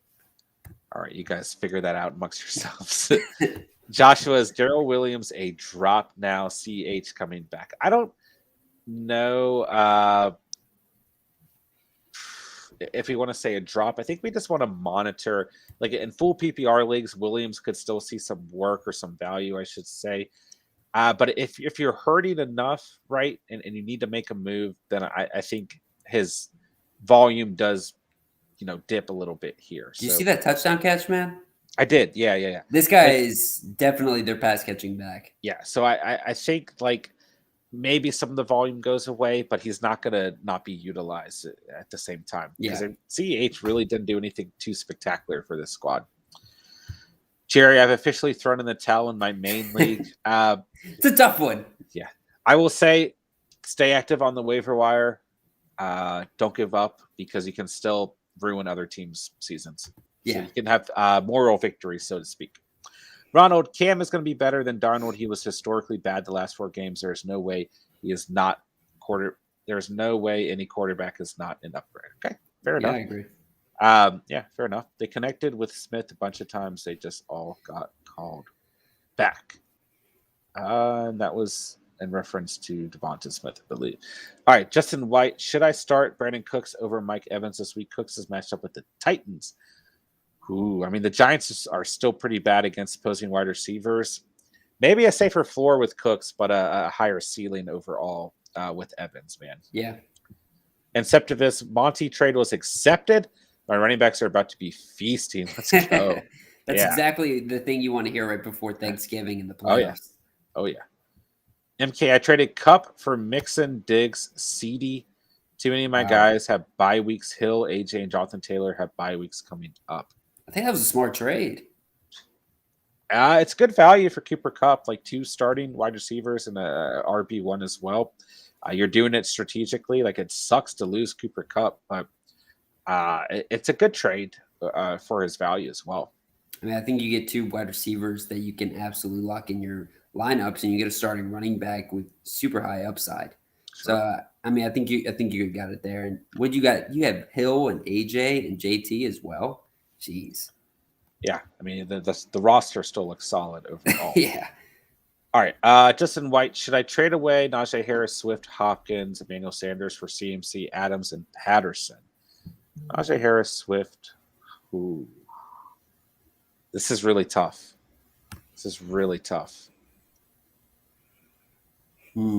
I don't know, man.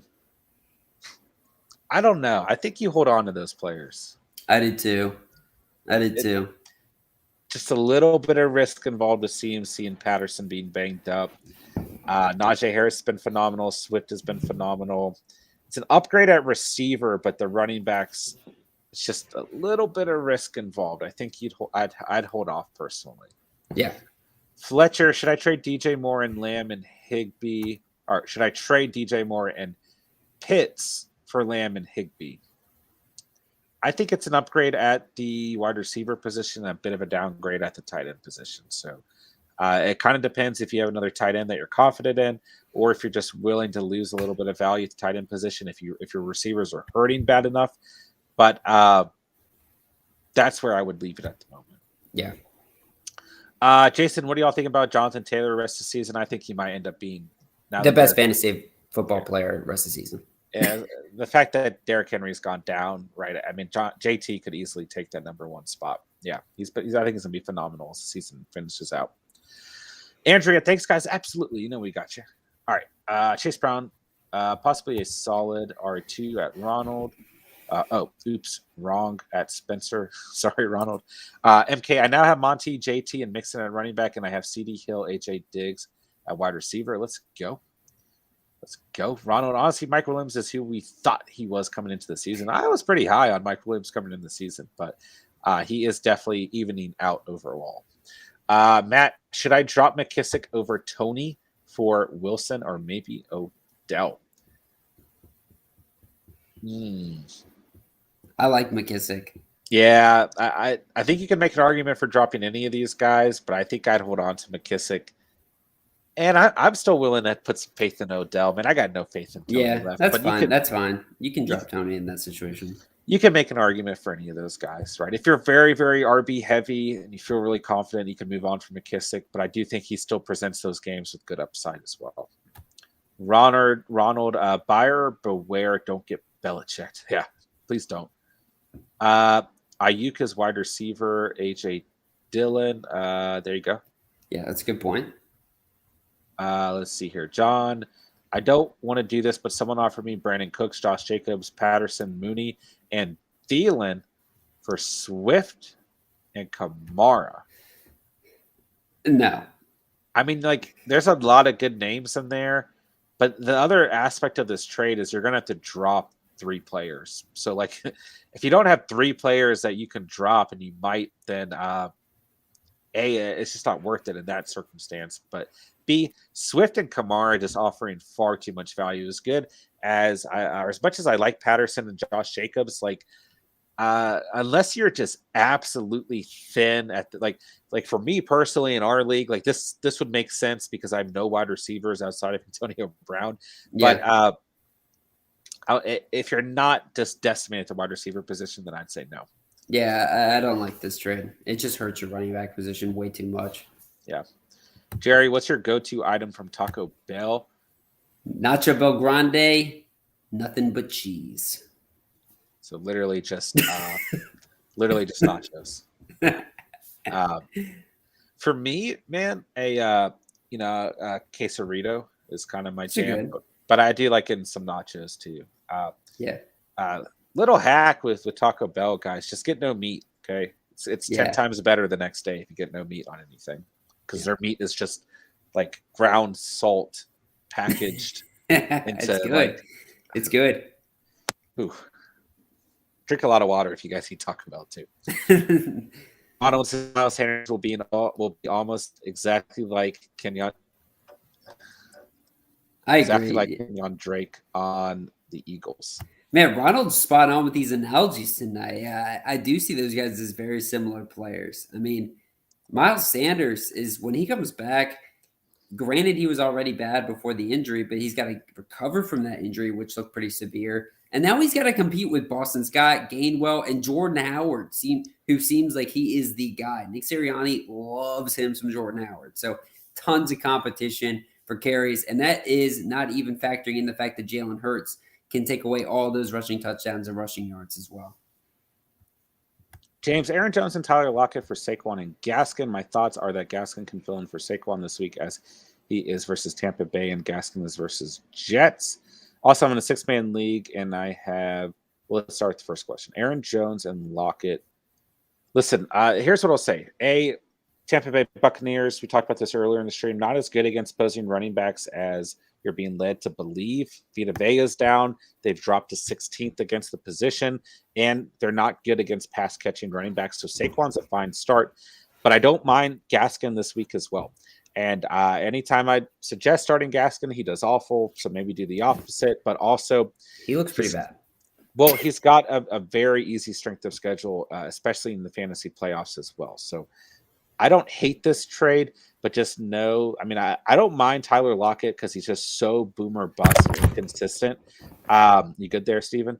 But I just got angry when you said Tyler Lockett, man. He just okay. angers the hell out of me, dude. Okay. He did help you win a fantasy championship last year. But Yeah, Aaron Jones, like Saquon's a fine upgrade there. And if you're hurting at running back, then I don't actually mind Gaskin. Also, I'm in a 6-man league and I have Diggs, AJ Brown, McLaurin, Ridley, Pittman, and T. Higgins. So, this is the same team. So Lockett doesn't really matter. I don't hate that trade. I'm 4-6, so I need Saquon's easy pre-playoff schedule. Yeah. And Gaskin's got a good playoff schedule as well. These Special K, what's going on? Love me some Special K, man. Let me tell you. It's good stuff. Yeah, that's some good stuff right A little there. bit healthier than Taco Bell, too. Yeah. Trade CMC for Najee and CD. I know CMC is one of the worst playoff matchups he does. I don't know if it really matters because he's CMC, but I mean, even just CMC for Najee, I think is fair. So the fact that you're getting CD Lamb here, I would take this trade for sure. Yeah, I would too. Taja Carp trade Gage for Allen Robinson. Sure. I don't love that. Yeah, that's like kind of like that's an interesting one, right? It's like, or maybe non-interesting, shall I say? It's I think Robinson slightly more consistent at this point. So sure. Yeah. All right, let's see here. Just lost. He's also got the higher upside too with Fields. He does seem to be playing better. So, Fields keeps, in stride. Allen Robinson might start playing into what we baked into his preseason value. I mean, this guy was like a top 3 value draft pick. Sure. Spencer, Steven, give me Pollard instead of Drake, and you have a deal. Spencer likes some Tony Pollard. He does, and I'm gonna. I don't know about that. I like Tony Pollard. Blaine Wood, what's going on? I'm sending Stafford and Mike Williams for Beasley, Kittle, Smith, and Fields Superflex League full PPR. I don't hate that. As long as I mean Stafford, it's tough to lose, man. But if you've got another quarterback you're confident in, then I don't think this is certainly not the worst possible trade. Now, how much can you lean on Fields being consistent? I'm not sure. He does have some good matchups coming up. He has been better over the past 2 weeks, but keep in mind that's just 2 weeks. But Kittle's trending up. Smith is trending up. Beasley, I think a fair swap for Mike Williams, the way that they've been playing as of late. Williams still offers a better ceiling, but it could be worse. So let us know where your headspace is at, man. But it's not an awful trade. Amar, Deontay, or Hopkins rest of season. I mean, listen, what healthy it's Hopkins. Don't get me wrong, but Deontay's got some very, very favorable matchups on the way. Yeah, I got to go Deontay, and that sucks to say because Hopkins definitely has a very high ceiling. Aiden, how do you feel about Darrell Henderson going forward? Hold on to him, man. He's got some fantastic matchups. He's got one of the easiest strength of schedules through the fantasy playoffs. I know the Rams are trending in a direction that doesn't support game scripts where they run the football like they were doing earlier in the season. But nonetheless, hold on to him. And I think that the Rams get back into the swing of things regardless. Mm-hmm. Christian, what defense do I pick up? Dolphins, Pats, or Titans? I think we'd both agree we'd go Patriots, Titans, Dolphins here. Yeah, those are 3 very good options to stream, though. Should I trade away Leonard Fournette for Montgomery? I mean, don't get me wrong, man. I really, really like Leonard Fournette. If we're looking at strength of schedule, right, if you're in a position where you're going to be at the top during the fantasy playoffs, and I think you do this trade. If not, I don't hate holding on to Fournette. His volume's still been fantastic. He's got some good matchups coming up as well. Let's see here.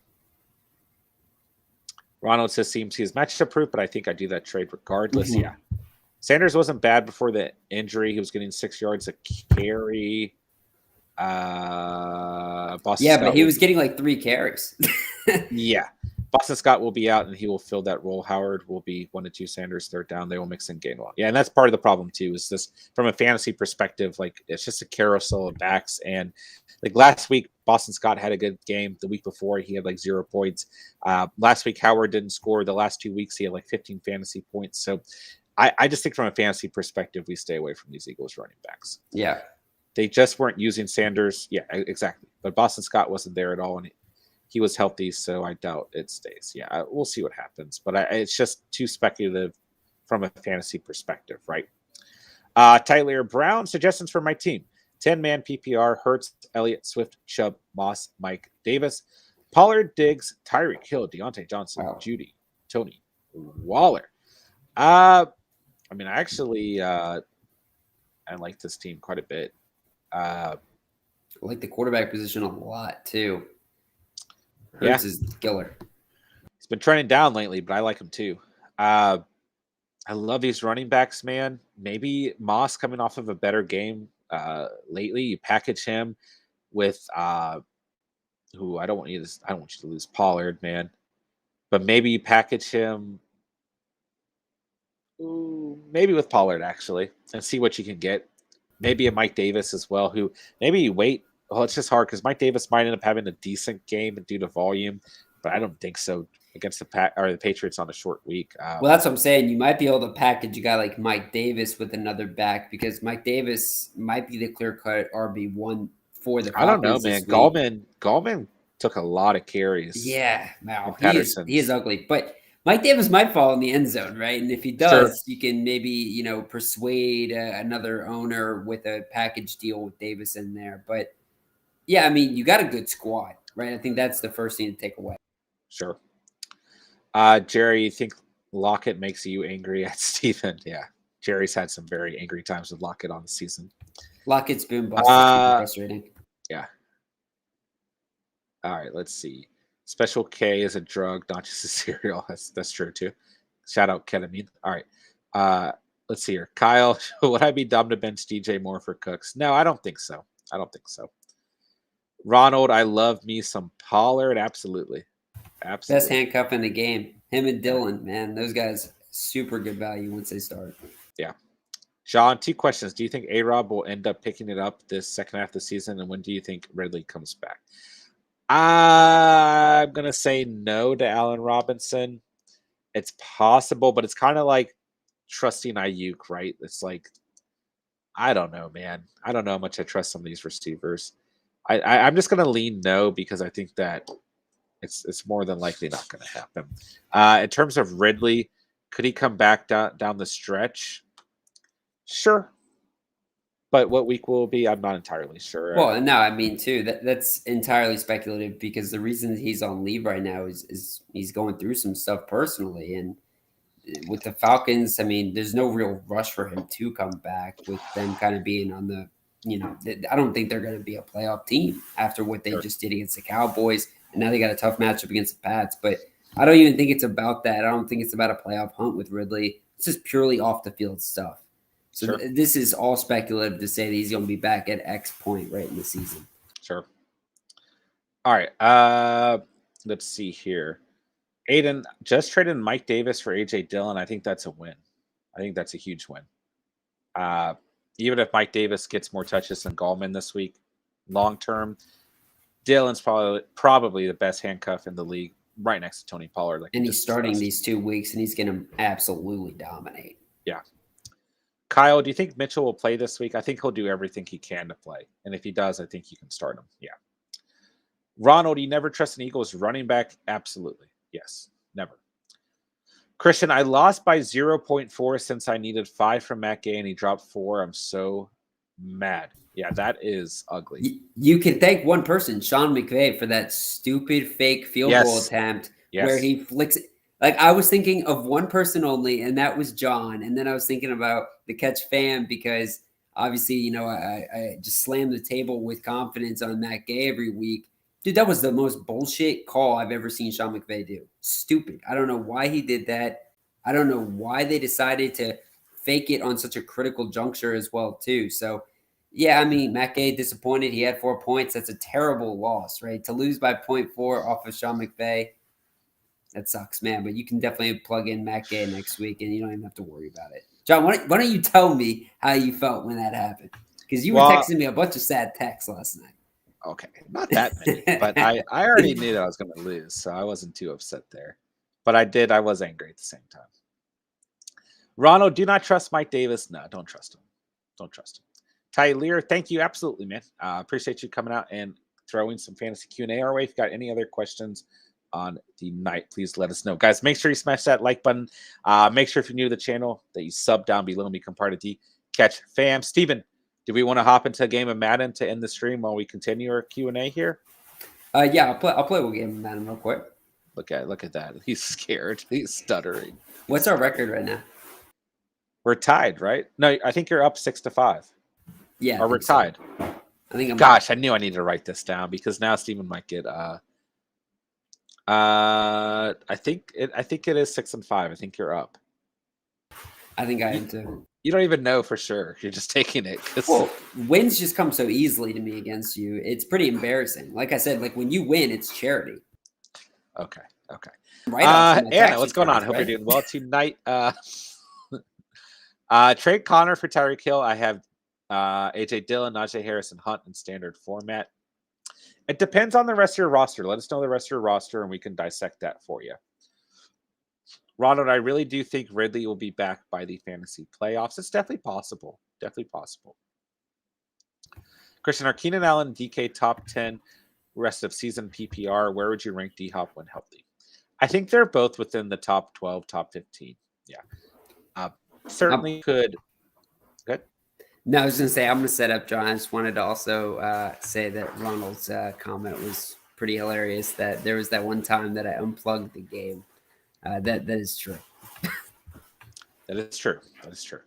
Yeah, I think that both of these players are certainly within the top 12, but it's hard to say. It is because D-Hop hasn't been healthy, but outside of that, man, I mean, I think Keenan Allen's trending in the right direction. So, and I'm sorry, DK. Yeah, I think Allen and DK can easily be top 10. Allen might end up being closer to top 12, but DK can definitely remain the top 10 on the season. D-Hop, I think for the remainder of the year can fall into the top 15-ish as well, right? But it's just difficult because he has been injured on the season, right? So it's hard to rank him, right? Ronald, hey, John, I am wearing the same shirt right now. Let's go, Ronald. Yeah, I got this at TJ Maxx. Best place to get your t-shirt. Shout out TJ Maxx. Christian, should I trade Aaron Jones and Gibson for Swift? I'm 6 and 4. I don't mind that trade. Let us know the rest of your running back situation, but I don't mind it. All right, Jerry, this guy, shake my head. Steven always talking the talk. Hey, yeah, I got to talk. I got to talk that talk. John and I's entire friendship has been a story of me talking shit, and also look at my hat right now. It's kind of like yeah. I was about to bring that up. It's just like your mic in the 90-degree GameCube, man. Look at our hat configurations right now. Okay. It is what it is, man. Here at the catch. All right, Mandy T. Guy offered Mike Williams for Rashad Bateman. Should I accept? I think Bateman's trending in the better direction here. If it's full PPR, then you hold on to Bateman. If it's standard, maybe you consider Mike Williams here. But overall, I think Bateman's trending in the better direction. I would lean holding on to Bateman there. Ronald, I think I got mine at TJ Maxx too. Hey, let's go. Shout out TJ Maxx. Jerry, wow, Ronald and John are twins. Yes, tonight we are. Absolutely. All right, let's see here. Look at that. We finally got to the bottom of the chat. I mean, you guys were absolutely killing it. Yeah. All right, I got to get Steven an invite and Madden. He's like yelling at me behind the scenes here. I will say, Jerry just said Steven bringing back that sideways hat look. Whatever happened to that, man? It was like, Vanilla Ice fell off the grid, and that was at the same time the sideways hat fell off the grid. Let's bring it back now. All right, let's see here. Madden on the screen. Go ahead. Aiden says Tom Brady, DeAndre Swift, Henderson, Montgomery, AJ Brown, Hunter Renfro, Colts D, Nick Folk, Kareem Hunt, Rashad Bateman. I love all these guys. Is this was that his squad right there, John? Did you request that? No. George Kittle, Mike Gesicki. If that's your team, man, you got a lot of studs on that team right there. I mean, he just traded Mike Davis. Yeah. Ton of depth too. All right, Kareem Hunt, getting him on the back end. I really like that. Rashad Bateman as well with that upside rest of the season. I love it. Steven loves it. That's all that matters. Spencer, Steven sent you a counter. Yeah, you sent me Tony Pollard, and you wanted me to send you Tony Pollard and Keenan Allen for James Robinson. Let us know in the chat, guys, if you would do that deal. If somebody sent you a trade offer of, James Robinson, a stud RB for the Jacksonville Jaguars, for Keenan Allen, who we all are really in favor of right now, rest of the season, and Tony Pollard, the most productive handcuff back right now in the game, would you take it? Whose side would you be on? Spencer, I'll tell you right now, man, I'm a little scary about trading a guy like Tony Pollard. He's a stud, man. You couldn't just take that Kenyon Drake off. Oh my gosh, guys. Look what has just appeared on the screen now. Sandwich time. Might not need to go to Taco Bell anymore. It could be sandwich heaven. All right, there you go. Steven's gonna eat a sandwich on the stream. Did you get my invite, Steven? No, you have to send that one again, man. Why does it do that where that happens? All right, guys, let us know your starting roster for the week. If you play in multiple leagues, what roster are you most confident in going into week 11? John, I just got your thing. Spencer, I would def say Robinson's side is better. Of course you would. I would want a wide receiver thrown in to get Pollard over Drake, says Ron. All right, let's see here. I got Browns, and I got the Eagles. Oh, we both did, so they don't count. Okay, I got Browns. I got the Pats. I got the Bills and the Lions. So I don't know where I'm going to go. I don't know where I'm going to go. I'll go suicide with you. You want to go suicide? Yeah, I'll do it with you. Let's do it. Right. Wow, interesting. Okay. Spencer just really called my manhood into question right here. Let's say, you know what, Spencer? You know what, Spencer? I might do this. I'm going to take a second look after this game at your roster and see if I want to propose another trade counter. But I'll say, that James Robinson's definitely attractive, despite the fact that I've got to deal with that animal Urban Meyer on the team. Let's see here. Steven, Keenan, and Pollard for Robinson and Myers. Don't be a bitch. Accept this. Myers is flexed on wide receiver 3 hills. He got Jerry's got Ryan Tannehill, Fournette, Connor, Beasley, Hill, Andrews, Ertz, Bass, Bills. It's definitely your better squad, Jerry. Mm-hmm. Kyle Singer. Hey guys, what's up, Kyle? How are you doing tonight? Appreciate you coming through, my dude. You need a better running back. He's trying to help you, Steven. Yeah, Spencer's trying to help me, guys. He's trying to help me. He's not trying to take advantage of me now. He wouldn't do that to me. Let's just say this, Spencer. I don't know how you went 0-2 or 0-3 to start the season, man. That was insane. You should have been dubbing. You had Najee Harris and Aaron Jones coming out the gate. That was a beautiful start to a draft. All thanks to Steven. Yeah. I lost Derrick Henry for the season out of that. That did not work out. Should have drafted Jonathan Taylor, man. Should have. Should have stuck with your team. Oh, 0-4. Wow. Ronald, I will take Bateman, Mooney, Ayuk, Odell, Moore if you want Pollard too. Oh, come on. Finish that block. Who is number 84, man? If he finishes that, I run a touchdown on Steven and everyone laughs at him. Late season playoff push. Everyone loves an underdog story. Yeah. And I don't think I'm going to make the playoffs in that league. Everybody loves Look at this, Steven. Here's the man he dropped. There you go. Yeah, that was pretty embarrassing. It's okay. I didn't get Devonta Smith out. Spencer, you're probably going to be like the Kurt Warner of our fantasy league, the underdog champion. Yeah. All right, guys. Let us know what questions you have as the stream slightly starts to wind towards the end here. Let us know what you guys need. Let us know where you're confident at on the week, man. Let us know where you're not confident on the week. I've got a pretty even matchup this week in our personal league, Stephen. It's a big matchup for the league overall too. Who are you playing? Bryce, the man you just beat, right? Did you Hey, beat him? yeah, I beat him, but barely. I beat him. Can you Because, believe I lost to Chandler? wow, I tackled you. Yeah, you did. Yeah, John lost to the worst team in our league. That's the shit that happens, man, especially in a competitive league. I mean, his team is no joke. The dude has Kittle, Hill, and Brady. I don't know how he was winless. I also like, you know how I was beating myself up for not picking up Devonta Smith? Yeah. I did the math, and if I had started him, I would have still lost by 1 point. Oh, really? That's always like a good feeling just to know that like it wasn't just your dumbass. Like when you lose somebody on the bench and then it's like you get your butt beat and then you lose by that specific amount. That's like the worst. Yeah. Kyle Gasecki or Jared Cook full PPR.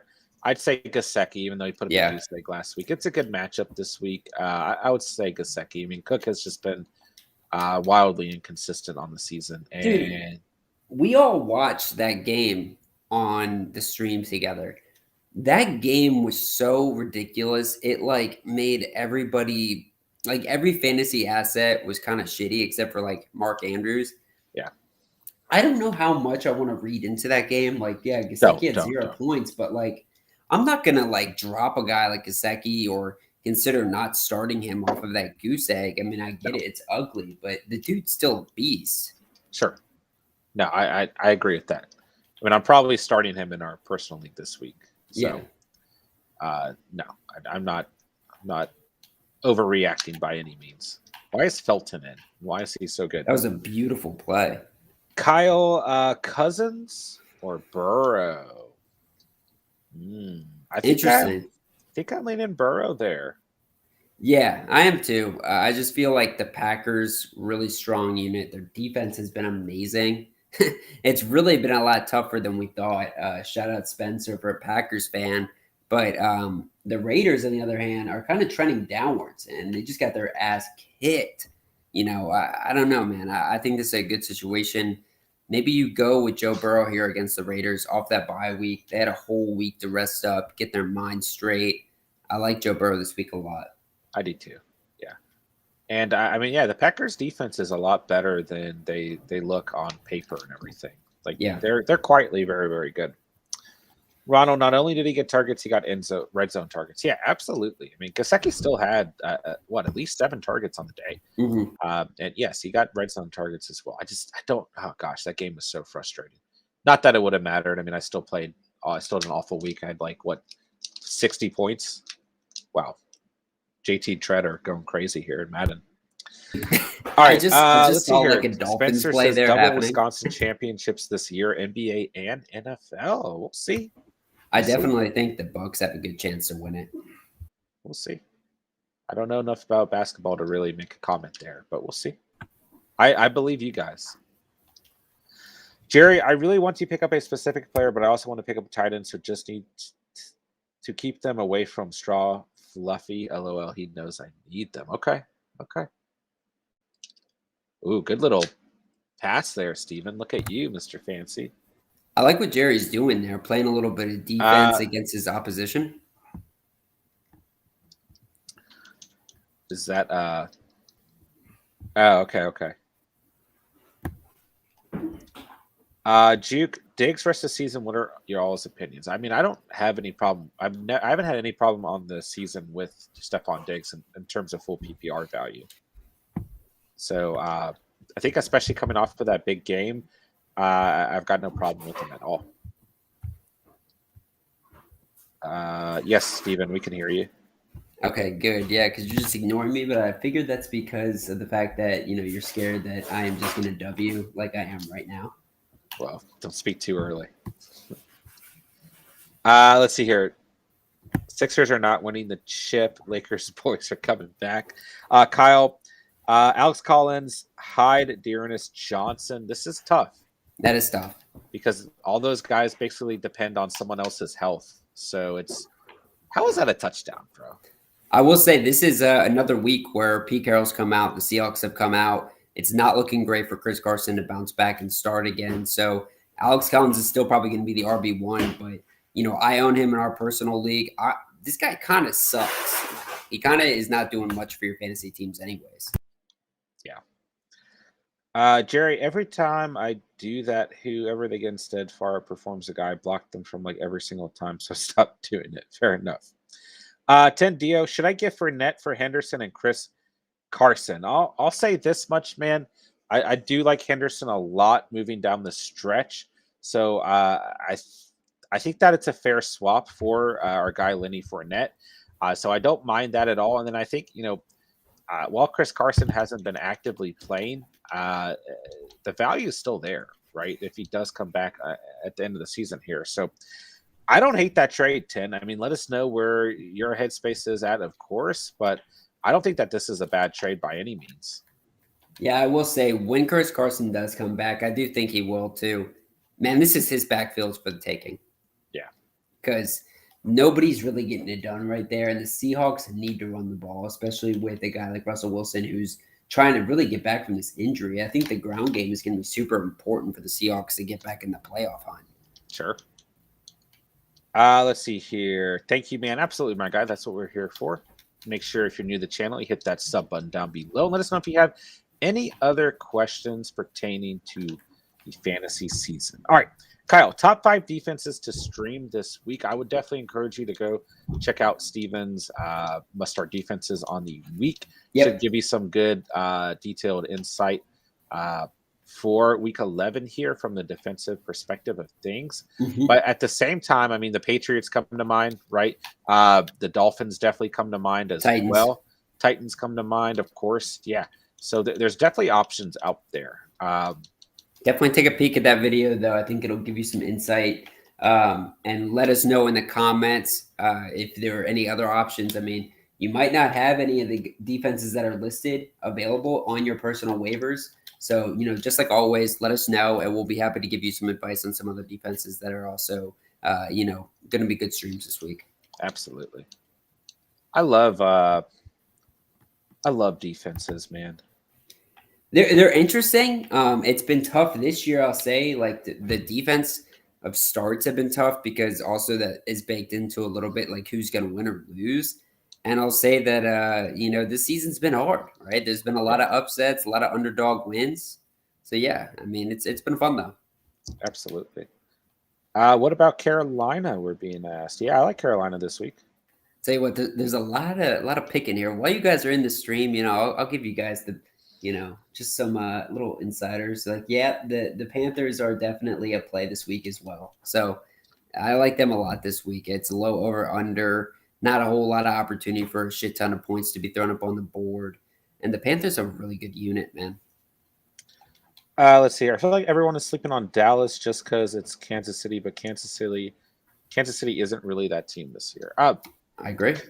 Yeah, I like Dallas a lot this week, but I also think that I really, at this point, I think Kansas City is going to win that division. I mean, yeah, like they can win the division, but in terms of like this week, it's like Dallas as a start, right? Sure. You can do that. I definitely think there's going to be better options, right? But the one thing that this Chiefs offense has kind of given you over the season so far is a Patrick Mahomes turnover, right? And I think that is something that is definitely in the cards again, right? But the biggest thing that scares me off from the Cowboys is the fact that this is like a 56-point over-under, and shit, who's to say this doesn't hit the over on that, right? Sure. Both offenses are super loaded. I think it's going to be a fun-ass game. So, yeah, that's my biggest step back with this Dallas team. But they are freaking solid, man. They're very good in Madden, too. All right. Yeah. Amar, should I trade Swift, Jefferson, and Fournette for CMC, David Montgomery, and D Hop? I don't hate that trade, but you could argue this either way. I like Swift, Jefferson, and Fournette a lot. I like CMC and David Montgomery a lot. D Hop is kind of the outlier here. I mean, it depends on your overall roster, but let us know where your headspace is at, and let us know your overall roster as well. Wow. Okay. Damn. Okay. Kittle or Waller this week? I would lean Kittle. He's definitely trending in the right direction. How was that? Was that PI? What just happened? No, you had like I think it was like offsides. So I just kind of flung it up there. Oh, that was weird. Dude, Kittle is looking like good Whoa. though. Like, can we talk about that? Yeah, I mean, like I said, like he was kind of right back in action. He smashed Von Miller into the dirt. I mean, he put him into like oblivion. I Yeah, think he looks really good. I mean, you remember like George Kittle was my number 2 tight end coming into the season. When this guy's healthy, like he's one of the best tight ends in all of football, right? So that's a large determinant, right? He's got to be healthy. He looked healthy in that game, so let's stay the course, man. I think you can keep plugging and playing and expecting big numbers out of him because him and Debo are going to be the guys that get it done for this sure, offense. sure. Amar roster is Kyler, Swift, Fournette, JJ, AJ, Deontay. So you're basically swapping out both of your running backs. I mean, I kind of like this trade, but we got to look at the receivers here. So you're losing Justin Jefferson. You're going to have AJ Brown, Deontay, and D Hop. I don't hate this trade by any means. I think if you have the conviction in it, that it's a pretty good trade overall. Especially when we're looking at David Montgomery's playoff schedule and just the pure upside of Christian McCaffrey. But I know a lot of people out there in the fantasy community are very, very worried about Christian McCaffrey's health, and it's understandable. But I still like the upside there. So if you're worried about that, then I would maybe stay away from the trade. But outside of that, I don't really mind this trade at all. Like Jags and Bills, says Ronald. If that's in reference to defenses, there you go. Yeah, I mean the Bills are always a play. They're often a lot harder to find on your weekly streams, but yeah, I mean they're always good. I mean they got a tough matchup against Indy. I'll say that though. Yeah. The 49ers another good stream on the week as well. Yeah. Amar or Will also, why is everyone saying CMC is injured when he just got checked for a head injury and he wasn't even injured? Yeah, I mean he did have the hamstring issue. I'm not worried about it. He was just getting it worked on, and like this game was getting out of hand, so they used Chuba a little bit, right? He looked pissed when he was getting checked out. Yes, and then he did not want to get checked for the head injury whatsoever. Steven's absolutely right. He was very, very upset about that. Also, I did not know that Dak Prescott could stiff arm Myles Garrett like that. But yeah, the head injury thing was not serious. It's just protocol. But I think that people are more concerned about maybe re-aggravating the hamstring, right? Which I can understand. But listen, I'm not personally concerned about it, but I can understand if you are. Like when that play went on or when he went to the sidelines, like, yes, I was scared, but wow. Roughing the passer. Are you kidding me? This is like a real NFL call. Yeah. But let us know, guys. Are you guys concerned about Christian McCaffrey? I've seen a lot of buzz about this in the fantasy community as of late. Let us know where your guys' headspace is at with everything. Wow. Well, there you go. That's Steven. huge. Get your ball. Myles Garrett got his revenge. Yeah. Because I'm a Christian McCaffrey owner and I'm not concerned about it. Let's see here. No, I mean, remember when they thought Bills would put up $1 million against the Jags and they lost 9-6? Okay, yeah, fair enough.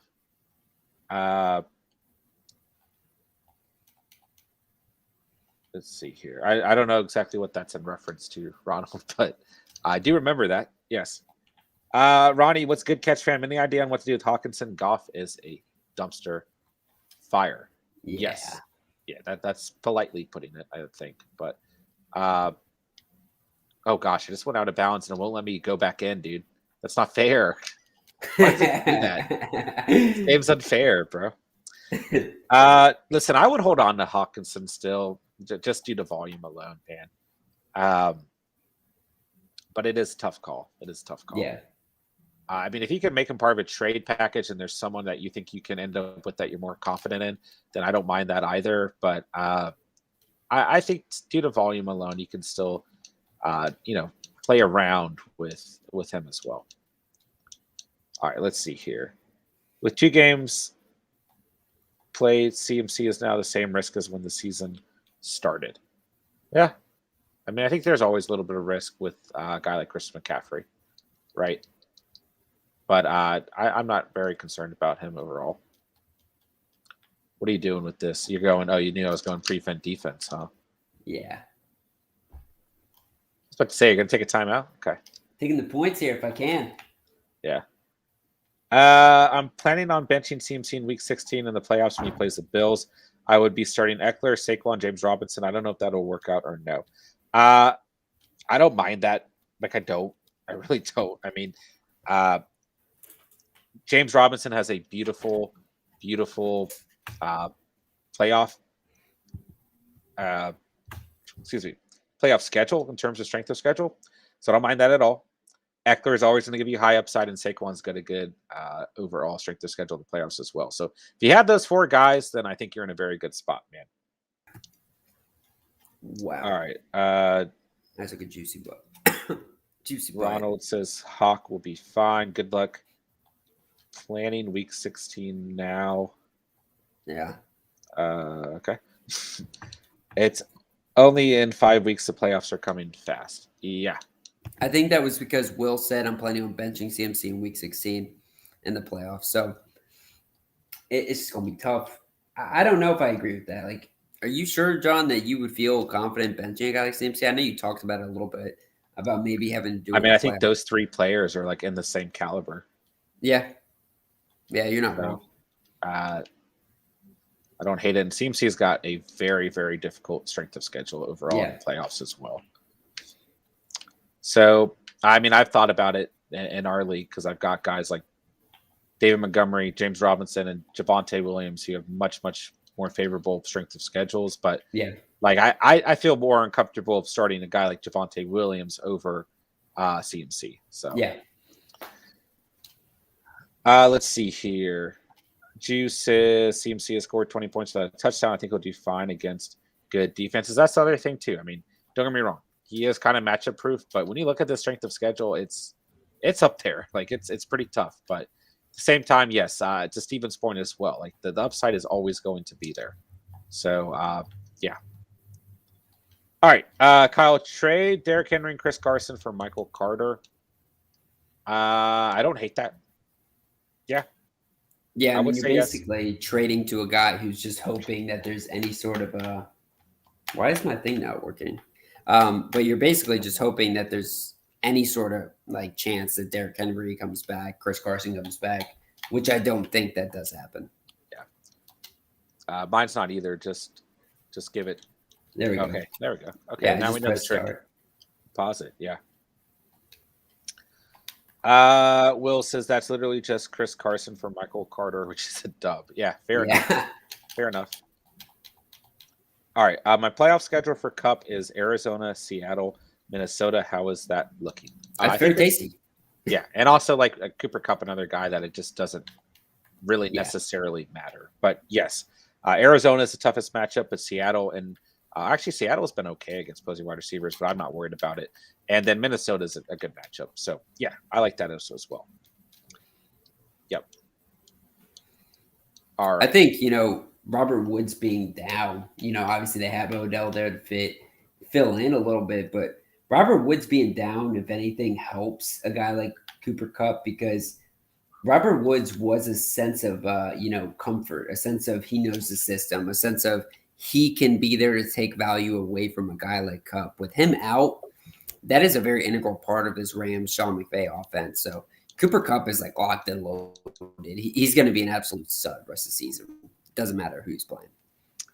Ronald said, or Ronnie, right on. Thanks, fellas. I really didn't want to have to get rid of him. Yeah, of course. If CMC is healthy, I'm not benching him. No. I can't really argue against that. I really can't. I want to trade Hill, but there's no other wide receiver at his level. I don't think I would trade Hill. The upside is just phenomenal, man. I would hold on to him, Jerry.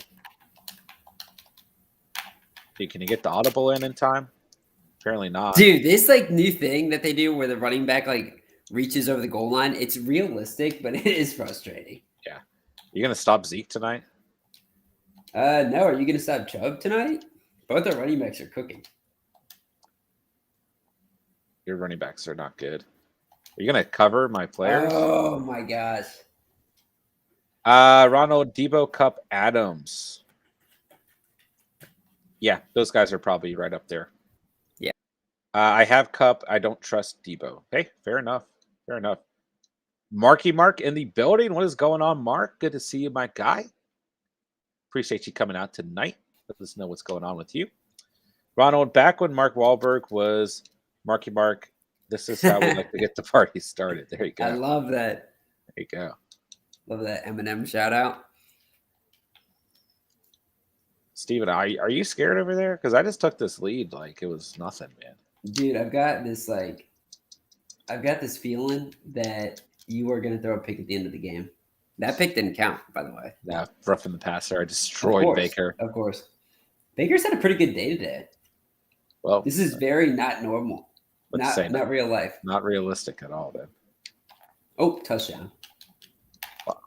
Woo! Woohoo. Embarrassing, dude. How do you even dance? That was pathetic, bro. Okay. Oh. I'm not telling you how to dance. You'll start doing it. I still don't know how to dance. I'm too afraid I'm gonna like lateral the ball. Look at this. Look at this replay. Oh, you should have let the replay go. That was a sick juke, dude. Dude, you're not gonna go for 2? Are you scared? Dude, my kicking's actually pretty on point today. It's gonna be the biggest difference in this game. Ronnie, is AB coming back soon? From what I've looked into, he's out of his walking boot, which is good news, right? Is he coming back soon? Who knows? I hope so.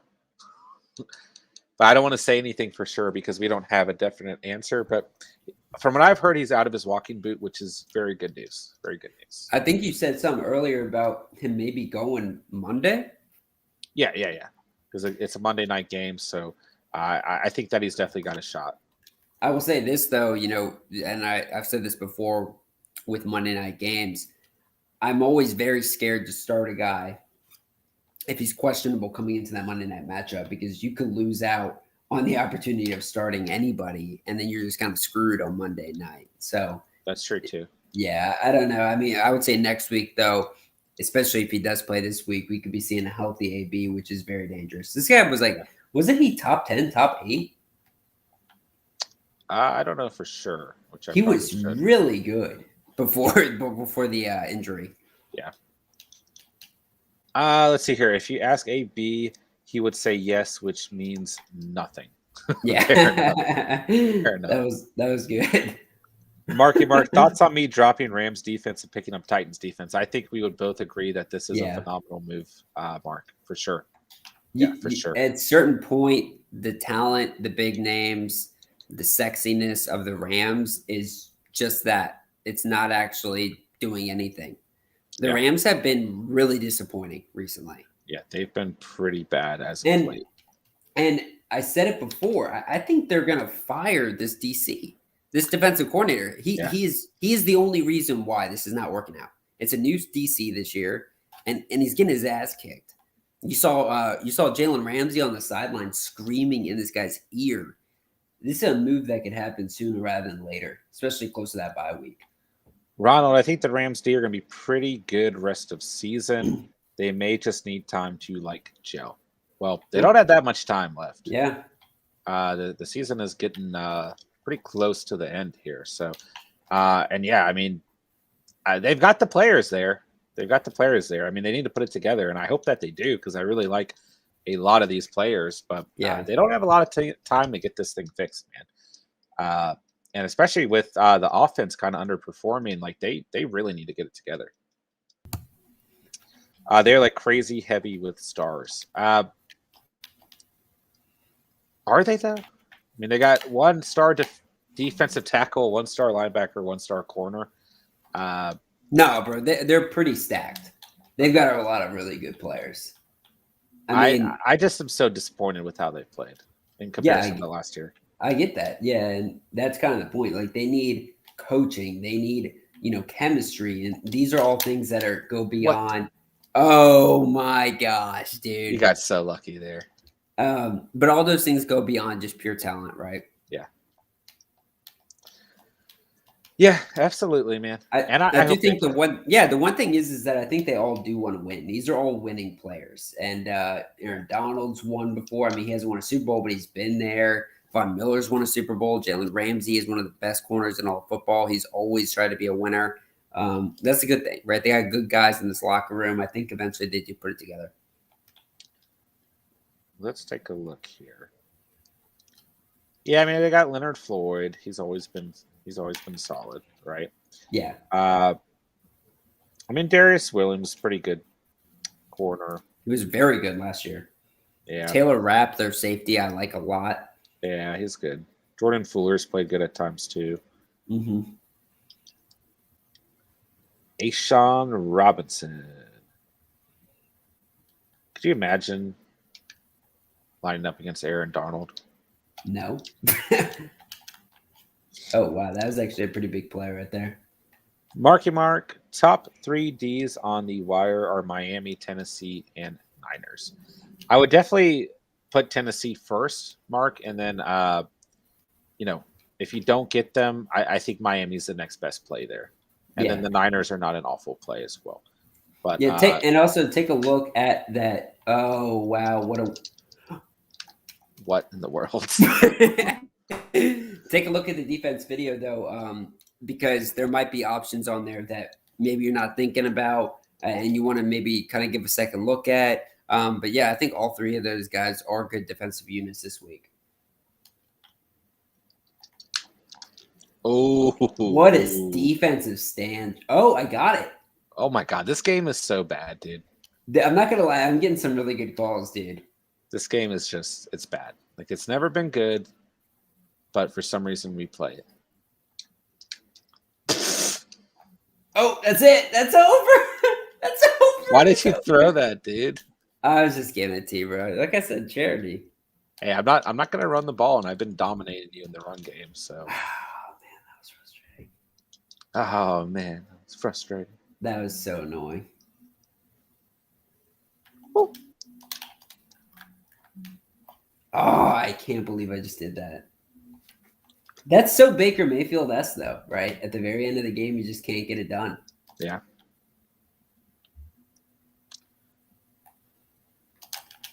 Good sack. Good sack. Eat, big boy. AJ Dillon or James Conner this week. Ronald says both. Yeah, if you can start both of these guys for sure. But that's we have this general takeaway. Yeah, we did have that question. We had this question earlier in the stream too. Yeah. Nope. Yeah. I would be interested to see who else you can start here, but I would still lean James Conner, man. I mean, Seattle is second to last against the position. What the fuck are you doing? That's not fair, dude. I don't know how to slide. CMC and Eckler. I would lean James Conner versus Seattle, man. I really would. Yeah. That's charity, bro. That's charity. Well, I don't know what's going on there. I guess, are they calling that out of bounds? I didn't think I got out of bounds there. I don't know. Wow, you had Donovan Peoples-Jones on a streak, bro. I don't trust him. I don't trust Baker Mayfield to make the throw. I go with the one who's done it longer, which is Connor. Yeah.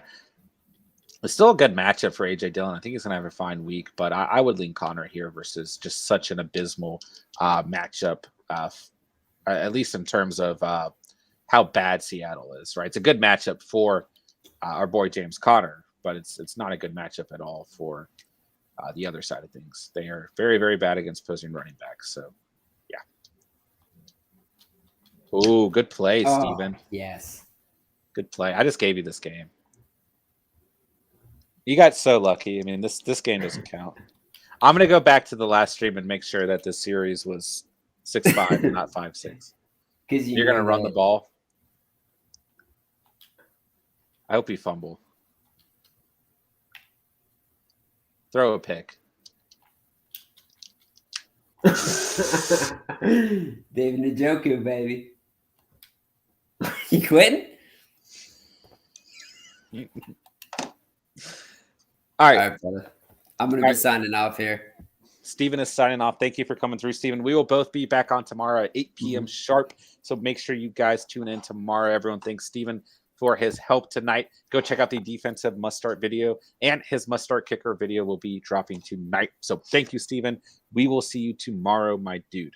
Yep, absolutely. See you guys. Love y'all. Thanks for jumping in the chat tonight. Dude, I just want you to know, Steven. Yeah, what do you want me to know, huh? That you suck at Madden. Okay. Okay, yep. All right, sounds good. Sounds good. All right. Love you, Catch. All right, let's see here. I'll get to a couple more questions and I'll be signing off as well. Need some help, man. Desperate running back situation. I have Aaron Jones, Carson Edmonds, and Najee. So I'm left with Najee. Start McKissick, Stevenson, Jeff Wilson, or Foreman in full PPR. Yeah, Najee for sure.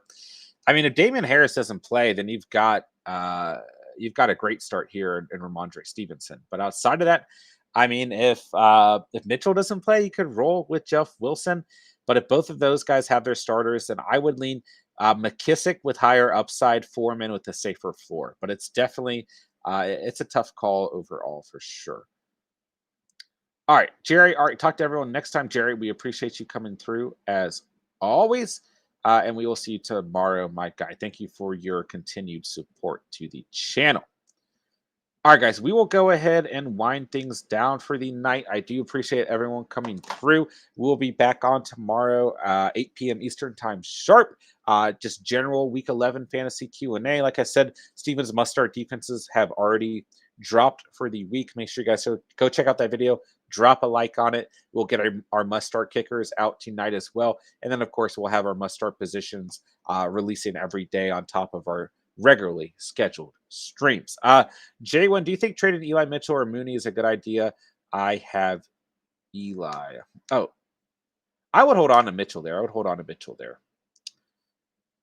Let's hear. Ronald, here's a question. If when you get a box of chocolate, everyone is hoping for the caramels, why not just buy a box of chocolate covered caramels? Hey, good question there. Fair points as well. The three Walketeers. Should I trade Terry McLaurin for James Robinson? I lost Aaron Jones, need a running back. Yes. Scary Terry, an extremely difficult strength of schedule for the rest of season. James Robinson, a favorable schedule as well as an extremely favorable schedule in the fantasy playoffs. So yes, I would absolutely do this trade, three Walketeers for sure. All right, guys, we will be back on tomorrow. Like I said, 8 p.m. sharp Eastern time. I appreciate everyone coming out. Week 11 on its way, man. Another week that we're about to be putting in the books, man. So make sure you guys stay tuned. Make sure you got the notification bell on down below so you guys never miss an upload or stream. We got a lot to prepare for heading into week 11 there. I mean, this is a big week for a lot of you guys. This is a pivotal point in the fantasy season. Ronald says, good luck on waivers. Yes, good luck to each and every one of you. Hope you guys get the best waiver additions possible. Go check out let's see, Monday stream. So yesterday's earlier stream, our week 11 must add waiver wire stream. We go pretty in depth. A couple guys not listed on there, right? A, Mark Ingram. B, probably bigger, AJ Dillon. If they are available, keep them in your probably, especially AJ Dillon should be the number one ad, but I just assumed he wasn't available. Outside of that, Dearness Johnson may be a play dependent on Nick Chubb's health, but probably not. So go check out that video if you guys need some input on your waiver additions before tomorrow as well. KA9, thoughts on this trade? I trade CMC and T. Lockett for Samuel and Elliott. Yeah, I would do that trade. Yeah, I mean, Lockett really not giving you any consistent value. Swap him for Deebo Samuel. I love it. CMC, while I think he presents higher upside than Elliott, I mean, it's still a good swap. So I would definitely consider that trade, K9. Ronald, peace out, Catch Bros. Hey, peace out, Ronald. I always appreciate you being so active in the chat and being a strong supporter of the channel. We will see you soon, my guy. All right, guys, I appreciate everyone coming out tonight, man. Was a great stream. Plenty of great questions. Like I said, we got a lot to prepare for. So stay tuned during the week, guys. A lot to get into as week 11 continues to evolve. So I appreciate this community, man. Appreciate you guys as our subscriber base. You guys are absolutely phenomenal. You guys have been just absolutely killing it as we are still on the road to 500 subscribers. Just have to consistently remind you guys how grateful both Steven and I am for you guys. So with that, I got nothing else to say, but thank you guys so much for watching. and or listening. And remember, you saw it here on The Catch, and peace.